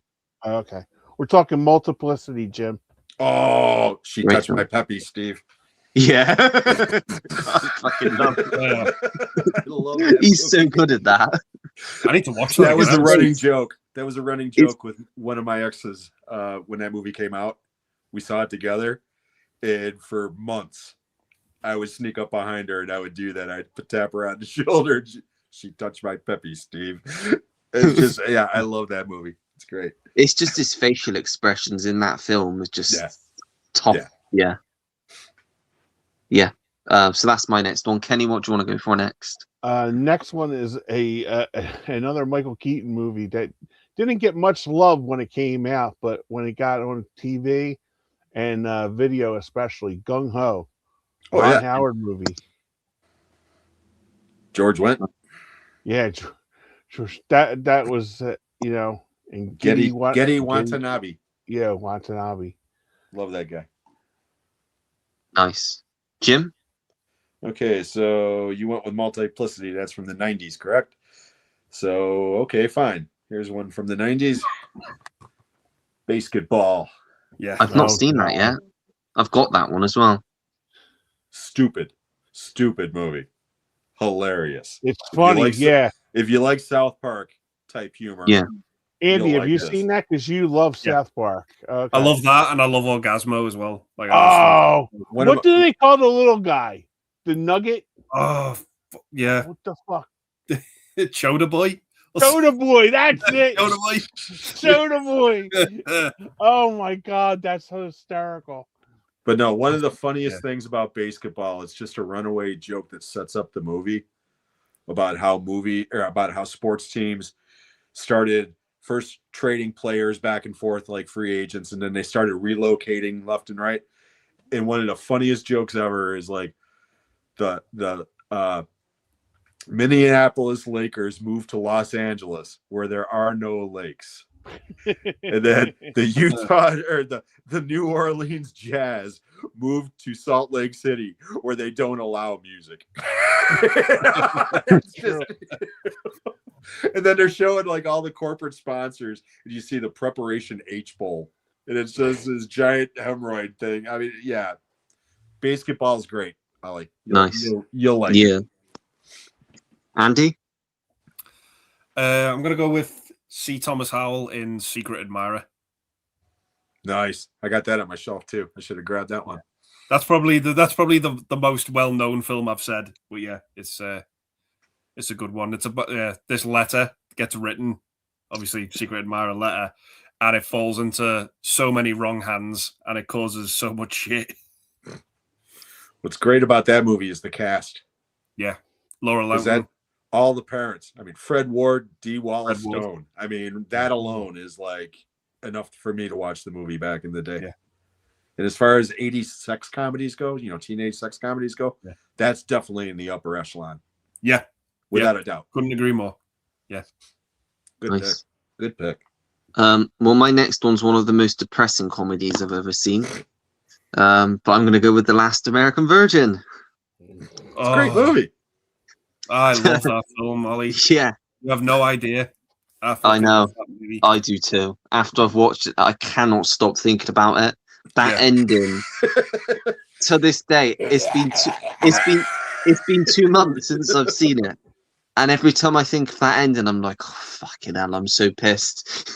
That movie single-handedly can castrate your happiness. It really can. Because that's just what it does. It makes you're watching it, you're like, this is a sweet film. And then the film fucking ends and you're like, fuck you, film. Yeah. It's like Diane Franklin, thank God, she did Better Off Dead. Because it's like, I can just guarantee how many people saw her on the street and be like, fuck you, bitch. Yeah. She'd just be like, Yeah. But yeah, that's my next pick. Good pick. It's great. Very good pick. Kenny? I got one that you guys Jim's definitely probably heard of this one. But this one was one of my favorite rentals when I was a kid. My Chauffeur. Oh, Deborah Foreman and Sam Jones. So good. And I'm telling you, Andy, you'll love that one. If you can find it, you'll love it. Howard Hessman. Yeah. She she gets into running a chauffeur service, and Howard Hessman's her boss, and goes, "Can you drive?" "Yeah, I can drive." And she takes him around, and he's like, "Okay, you're here tomorrow." Yeah. No, that movie's great. It's like Sam great. Jones, Flash Gordon himself. Yeah. There's a scene in the Yeah. movie where he's drunk. Yeah. And he's running outside the car naked, and she's trying to get him in the car. And it is one of the funniest things ever. "I hated that bitch." She smelled funny. Yeah, that's a good one, Kenny. Yeah, Nice. that's really good. He's in 10 as well, isn't he? Sam Jones. Yeah. Yeah. Bo Derek's husband. Yeah. Who Dudley Moore ends up saving. Nice. Jim? Okay, we're going deep cut 80s here, man. It's like, which one do I go with? Because I guarantee you guys haven't seen this one. Kenny might have. 1980. Serial. Oh, I never seen that one. Martin Mull, Tuesday Well, and Christopher Lee and Sally Kellerman. Okay. Oh, wow. Christopher Lee plays a gay biker named Skull. Yes, please. It's one of the funniest things ever. Yeah, this is one of those movies I watched religiously on HBO when I was a little kid. The beautiful Stacey Nelkin, I forgot about her, from Halloween 3 and Up the Academy. She's in this as well. And yeah, again, this one's hard to find. So Yeah, nice. Andy? I'm going to go with a movie called Firstborn. Oh, yeah, Terry Garr. Terry Garr. Terry Garr, Peter Weller. The cast of that movie: Corey Haim, Sarah Jessica Parker, Robert Downey Jr. Yeah, it's just these two kids, particularly the older kid. His mum starts dating this guy, and they want to open a restaurant together, but he's very, very shady. Very, very shady, and influences his mother in very, very bad ways. Yeah. But it's a really good movie. Yeah. Peter Weller is a total jag off in that movie. Yeah. He's just a piece of shit in that film, Peter Weller. Yeah. Yep. Comes across as Mr. Charming, the perfect guy, but underneath he's just a total slime ball. Yeah. Any guy who gets Terry Garr on cocaine and then smacks her bad, that guy was back. Yeah. It's such a good film. Yeah, it is a good movie. Yeah. Next up, I'm going to go for Beautiful Girls. Wow. From, I think, 96. Great cast in that one as well. Yeah, nice. Yeah, that Kenny? one's got Timothy Hutton? No. Yes, he's the lead. Yes, he's the lead. Yeah. And Matt Dillon, Pruitt Uma Taylor Thurman? Vince, Natalie Portman. Yeah. Yeah, Uma Thurman. Yeah, she's got a small role in it. Michael Rappaport as well, I think. Yeah, Michael Rappaport. Yeah, great cast in that. Yeah, it's been years. Another one that it's been years since I've seen it. And do you know what song it ends with? No. Sweet Caroline. Boo, boo, boo. That's how it ends. You brought it all the way back. So good. Yeah. So good. So good. Yeah. Yeah, nice. Kenny? Next one up for me is a 1983 movie, Easy Money, with Rodney Dangerfield. Great movie. Nice. There's a scene in that cracks me up. Which one? It's when he goes. I think it's when he goes outside to take the bins out, and he sees the woman next door sunbathing. Oh yeah. And he gets like a stiffy and knocks the bin over. I'm seeing it. My favorite thing is when he's hungry, him and Joe Pesci go around, and every restaurant is open 23 hours a day. Yeah, they're all That closed. makes me laugh so hard. No. My favorite joke in that movie is the gist of that movie is very similar to Brewster's Millions, which you just watched. Okay. Yeah. Rodney Dangerfield's gonna inherit a shitload of money, but he has to give up all of his vices for the next 30 days. Okay. And the guy smokes, he drinks, he gambles, he does drugs, the whole 9 yards. But they show him sitting in this diner with his buddies, and Joe Pesci's one of his friends, and he's got a cigarette in his hand, and he's like, you know what? You're weak. That's your problem. You think this thing controls me? No. He puts it out. He's like, this thing doesn't control me. Then he grabs another cigarette Yeah. and immediately puts it in his mouth. And he's like, hey, you got a light? Does sound good. I like when I he have to gets try and the- get that one. Oh, you gotta watch that, Ollie. That's so Yeah, it's funny. great. It's a great movie. You're right, mother. Jim, what are you going for next? Okay, well, Kenny said 83, so I'm going to go with 84. I think this is 84. Yeah. And we were talking about teenage sex comedies. Well, this one's not so much a teenage sex comedy, but it's definitely an 80s sex comedy. But again, this one's in the upper echelon, in my opinion. And I'll tell you why in a minute. Hot Dog, the movie, Oh God, yeah, that's a good one. with Shannon Yams Tweed and David McNaughton from American Werewolf in London. He's the star of it. Okay. This movie is got some of the best ski sequences ever. Okay. I think this movie kind of invented extreme skiing, all the aerials and all the other shit. First time I ever saw it was in this movie. Okay. Yeah, I think But- wasn't it after that they used to have those Warren Miller Yeah, like, yeah. ski It was about the same time Yeah. those Warren Miller documentaries were coming out. But this movie, it's a lot of fun. And again, it's definitely a product of its time. It would not fly. To give you an idea of one of the jokes in the movie, this woman walks up to the bar and David McNaughton's tending bar, and he's like, "What can I get you, honey?" And she's like, "Get me something warm," because they're up in the mountains, right? And he's like, "Okay, I call this the leg spreader." He takes out this big ass glass and he's like, "You have some brandy, some vodka, some rum, some of this, some of that." And he's pouring all this shit. And he's like, "Here, try this." She drinks it and immediately just passes out, falls over, and all the guys look over and he's like, "It's working." I mean, it's that type of movie. Yeah, But it's Sounds a fun funny. movie. You'll like it. You'll like it. yeah, nice. Andy? The Heavenly Kid, I'll go with next. Great Good movie. one. Jason Gedrick. Yeah. And the mom from Malcolm in the Middle. Malcolm in the Middle. Jane Kazmarek. Kazmarek. Yes, thank you.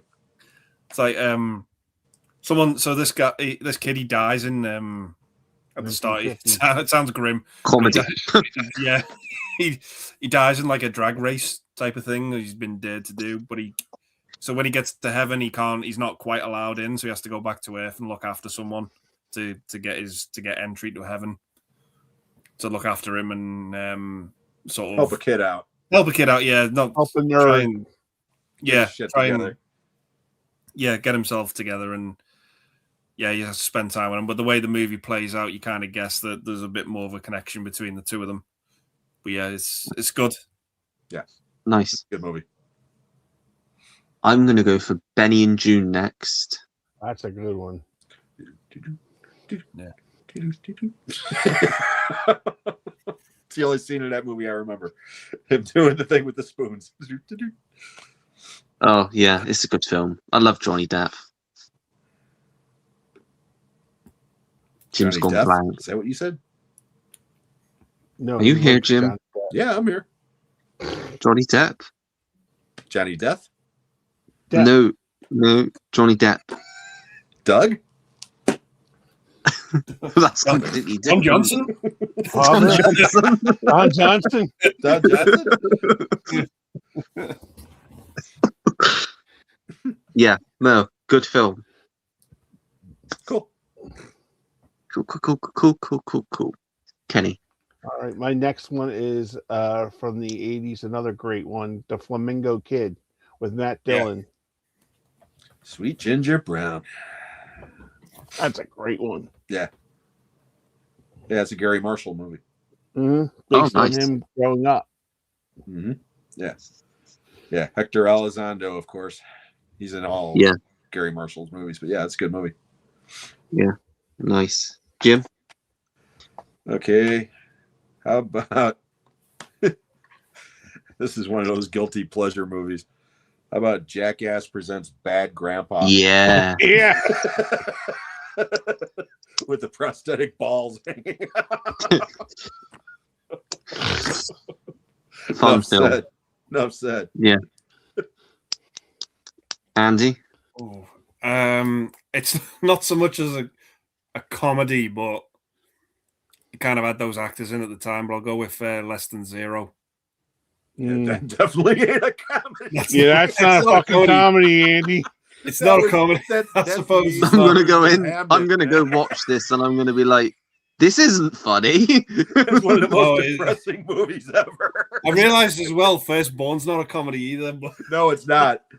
no, Yeah, James, Less Than Zero. James Spader pimps out Robert Downey to people. yeah. Robert Right, Downey Jr. that 's all sounds drugged out. very- He's got the white shit in the corner of his mouth. It's like, oh yeah, And he's Yeah, probably it's like- actually out of his ass in reality as well. yeah, Yeah, it is. like, there's this- That was about the time that he Yeah. was starting to get into drugs Yeah. really bad, and his There's- performance is great. You know? There's a Yeah. scene in it. Yummy. There's a scene in it where he's asking his dad for help, and his dad just turns him away. Yeah. It's fucking heartbreaking. That was heartbreaking, wasn't it? Yeah.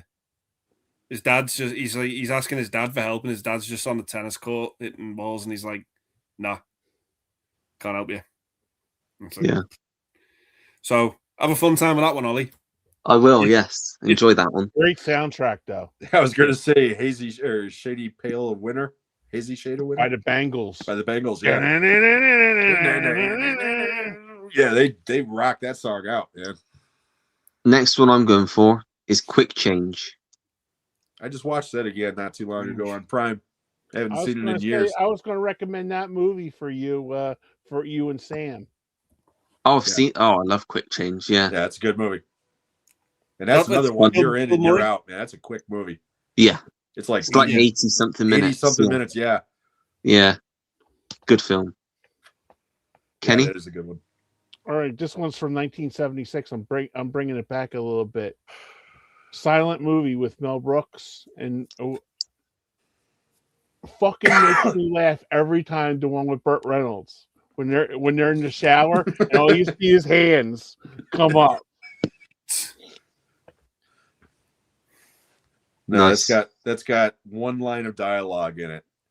I mean, one word of dialogue in it, and it's the biggest joke in the movie. But unfortunately, Ollie would watch that movie and not get the joke Yeah, probably because not. that was it's one of those jokes perfectly.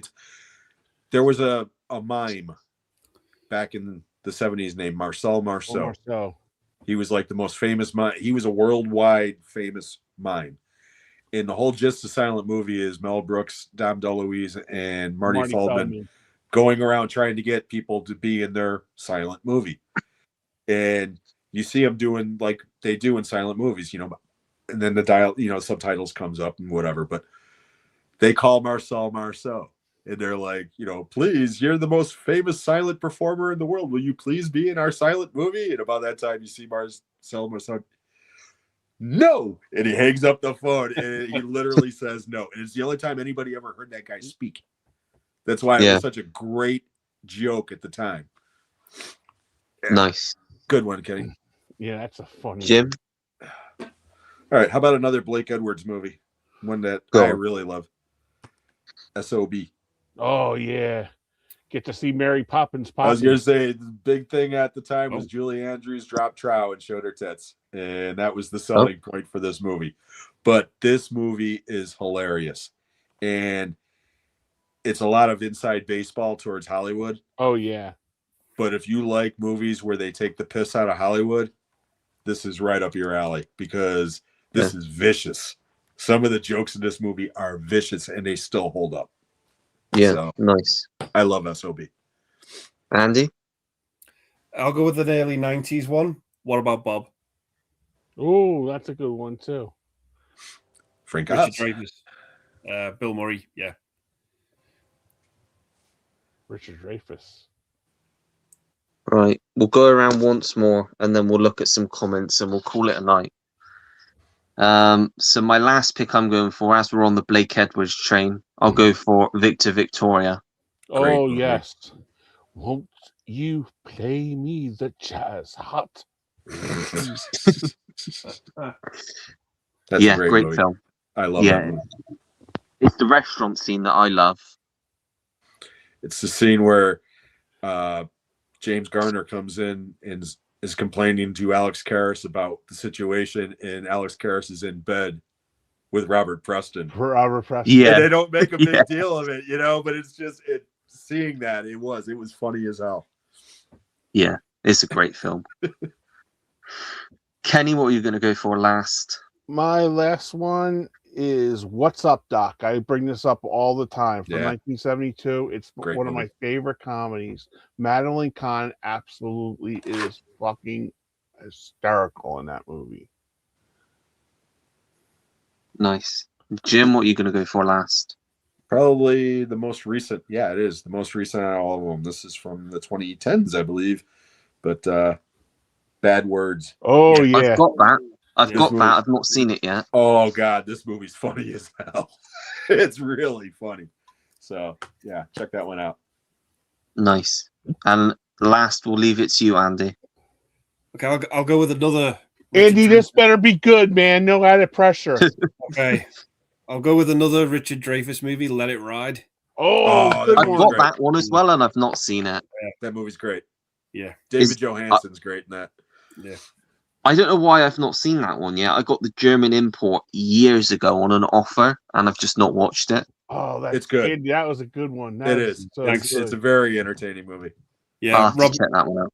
Robbie Coltrane plays the bookkeeper in Oh, it, no. and yeah, Terry Garr. yeah. I'm I'm Terry trying to Garr. look to see if I can see it from here. I love Jennifer, Terry Garr. is Jennifer Yeah. Tilly or his sister in it as well? Yeah. I think yeah, 'Cause- yeah.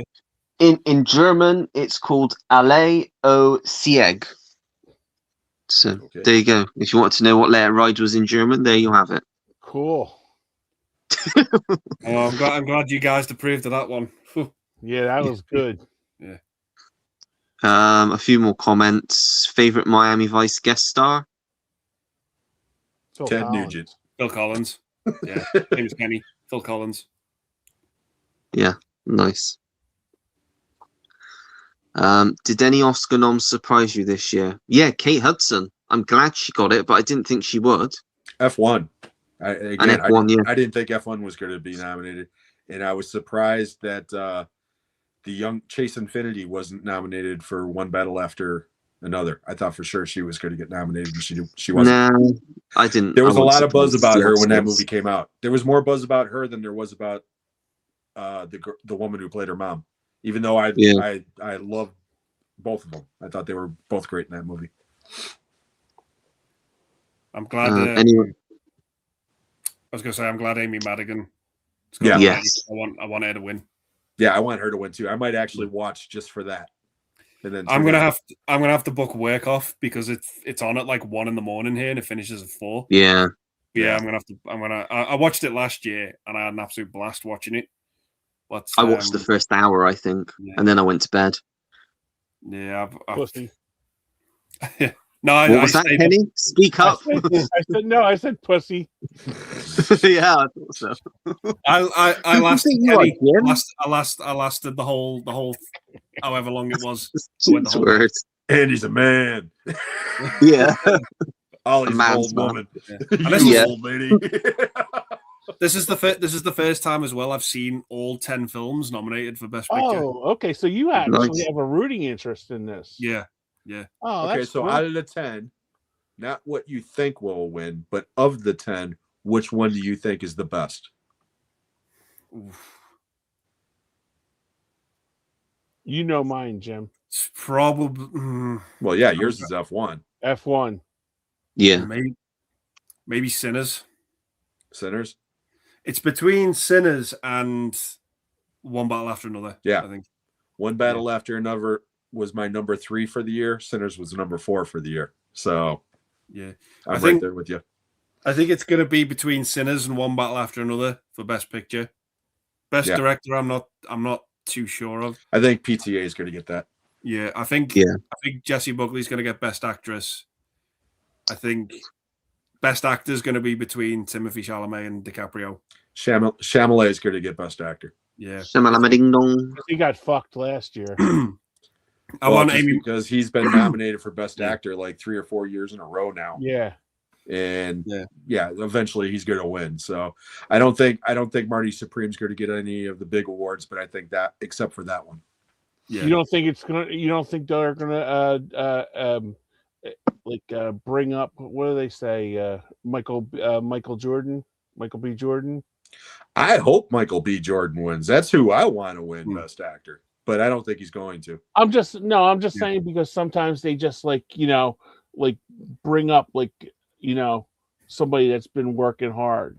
Well, again, I think Michael B. Jordan, out of those 5 performances, I haven't seen them all. Okay, I've seen him and I've seen DiCaprio, and that's it. Okay, and DiCaprio's great in One Battle After Another, but Sinners, like I said, he's playing 2 different characters, and he plays both of them extremely well. So that's why I hope he wins. But again, I think Chalamet is going to win. Yeah, or Chalamet, or however you pronounce it. I hope so. Yeah. I hope Amy For the Madigan first gets Yeah, best supporting she's actress. really the only one that I hope Yeah, wins. but I wouldn't be upset if Kate Hudson won it. Yeah. I just wouldn't. But I think Sean Penn's going to get best supporting actor. Yeah. Yeah, I'm pretty sure Sean Jim's Penn's gonna told get me that. since we've seen that he's going to win. Yeah, I mean, a lot of people are saying that Delroy Lindo might, because they're thinking that Benicio and Sean Penn are going to cancel each other out. I think Sean Penn's going to win. But I mean, best supporting actor, the only one who's won it in recent times, who's blown me away, is J.K. Simmons for Whiplash. That is a best supporting actor performance. Yeah, right there. Yeah. Well, again, I thought Sean Penn was fantastic. If he wins, he'll be one of a few actors that have won 3 Oscars. Yeah, and again, he's a great actor. He always has been. Yeah, he is. But I always sort of count that as you have to win 3 in the same category. You can't win. That's me. I'm picky. I'm fussy over that. So for me, it's Daniel Day-Lewis all the way, because he's won 3 in that one category. That's just because he just happened to be a leading man in all of those movies. Yeah. I'm not taking anything away from Jack Nicholson. That's what I'm saying. Nicholson's pretty damn can't take anything good, away from him, because he's a fucking amazing actor. I'd rather watch fucking good in Unforgiven. You know what I mean? Yeah. As great as Daniel Day-Lewis is, I would rather watch a Jack Nicholson film than a Daniel Day-Lewis film. Yeah. As great as he is, Jack Nicholson's just way more entertaining for me. Yeah, definitely. Yeah. See, I think Sean Penn's best performance, and he didn't win, was I Am Sam. That's a great film. Because he went full retard. Yeah, but it was just so. It was. You never go full retard. You never go full. Yeah. So it was so well done. It just broke your heart. You know. Yeah. What's that even from? I can't even remember. Tropic Thunder. It is Tropic Thunder. I thought it was. When Robert Downey Jr. is talking about Simple Jack, dumbass Simple Jack, simple fucking Jack. You know why you didn't win? You went full retard. He's the best part of that he goes film. The whole thing, Forrest Gump, Tom Hanks. He ain't retarded. He played football. Run. He's friends with the president. Maybe slow. No, it's when he goes, "What do you mean, black people?" No, what do you mean, you people? You people. That's it. Yeah. It's like, what do you mean, you people? No, I just love how he grabs the guy who's getting ready to punch him, and he's like, "For 400 years, that word's been keeping us down." And the black guy's like, "What the fuck?" I've got to be honest with you. In my humble opinion, that is Robert Downey Jr.'s best performance, and he should have won an Oscar. If Heath Ledger wouldn't have been out in The Dark Knight that year, he would have won. Downey Jr. would have won that year. Yeah. And again, I'm not saying that Heath Ledger won because he died, because he was iconic as the Joker. No, he had that when it was announced. Yeah, whether he was alive or dead, he was going to win that. Okay. But Robert Downey Jr., like I said, if any year deserved a tie, that was the year. Yeah. Because again, that performance, I love watching people react to that movie online, especially black people. And when they first see Robert Downey Jr., they start getting kind of offended, but then they get the joke, and it's just a brilliant performance. Yeah. But I think his performance in that is better than his performance in Oppenheimer. Yeah. It's definitely what I always thought Chaplin was his best performance. I've not until I seen saw that yet. Tropic Thunder. Yeah, I've not seen it yet. What I thought was, and Jim, you know this because I always talk this one apart in Souls. I Yeah, thought I know you're a big fan of that as well. That's a great one. such a Yeah, you said great. that. You know, Robert Downey Chances Jr., even are- when he was all I love- strung out on drugs, Chances he's always are is been another a great one. actor. You know, Kiss Yeah. Kiss Bang Bang. He's fucking awesome in that. You know, him and Yeah. Kilmer together. It doesn't get better than that. Have you seen The Singing Detective? No, but I do own that somewhere. I've heard of it, but I've not seen it. Yeah, I heard bad things about that one. I haven't seen it. Yeah. We've got Sappher YouTube here. Hello. Hello. And they say, strange that Benicio del Toro was nominated. Sean Penn simply overshadowed him. Yeah, see, Yeah. again, I think Del Toro was very good in the movie, but I don't think that was an Oscar performance. No, I don't. To me. No, I agree. You know, to me, that's the spot that David Johnson should have gotten for The Long Walk. Because, again, to me, that was the best performance I saw last year. Yeah. He's got a new film coming out where he's in is it Waste Man? I'll tell you what, man, after that and Romulus, I'll watch just about anything that guy's in at this point. Yeah, he's in it's meant to be like a British prison movie. Cool. It looks like he's from the trailer, it looks like he's very close to getting out, seeing his kid. Yeah. And then the cell he's in, someone else moves in, but he's very sort of unhinged and he gets him involved in a lot of bad stuff when he's in the prisons. It looks really good, and I've heard some good stuff about it. Cool. But what's that called? Waste Man. All right. I'll be on the lookout for that. Thank you. Jim's a waste man.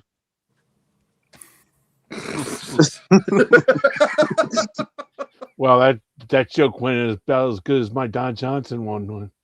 Don Johnson. Don Johnson.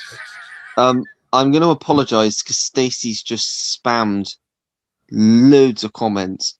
One of them talking about Jim's meds. Yeah, because I told her that she needs to adjust her meds, and I was just joking. And now she's telling you that you need to take your meds. You need to take 3 pills a day. Actually, I take 2 pills a day. One for my cholesterol and one for my heart. Thank you very much. And she's saying that you're going to be in the new version of Misery. You've signed on to be in the new version of Misery. Okay, am I holding the axe or am I in the bed? No, yeah, in the James Conroy, and apparently Roseanne's playing Annie Wilkes. Oh, hell no. She's coming out with some weird stuff tonight. Tonight? It's more than usual. She keeps thanking Kenny for being so welcoming. Yeah, because Kenny's nice. Yeah, everybody loves Kenny. I'm telling you, I have yet to meet anybody who has anything bad to say about. Because they Kenny. can. You couldn't. You know what? You know what? It's a front. Nobody is that fucking nice, man. Once he gets off of YouTube, he probably like beats cats and shit, you know. smoking big cigars, you know, and it's like, F this, yo. Yo. So I'm down with the kids. No, you're not. They don't even say that anymore. Word to your mother. Yep.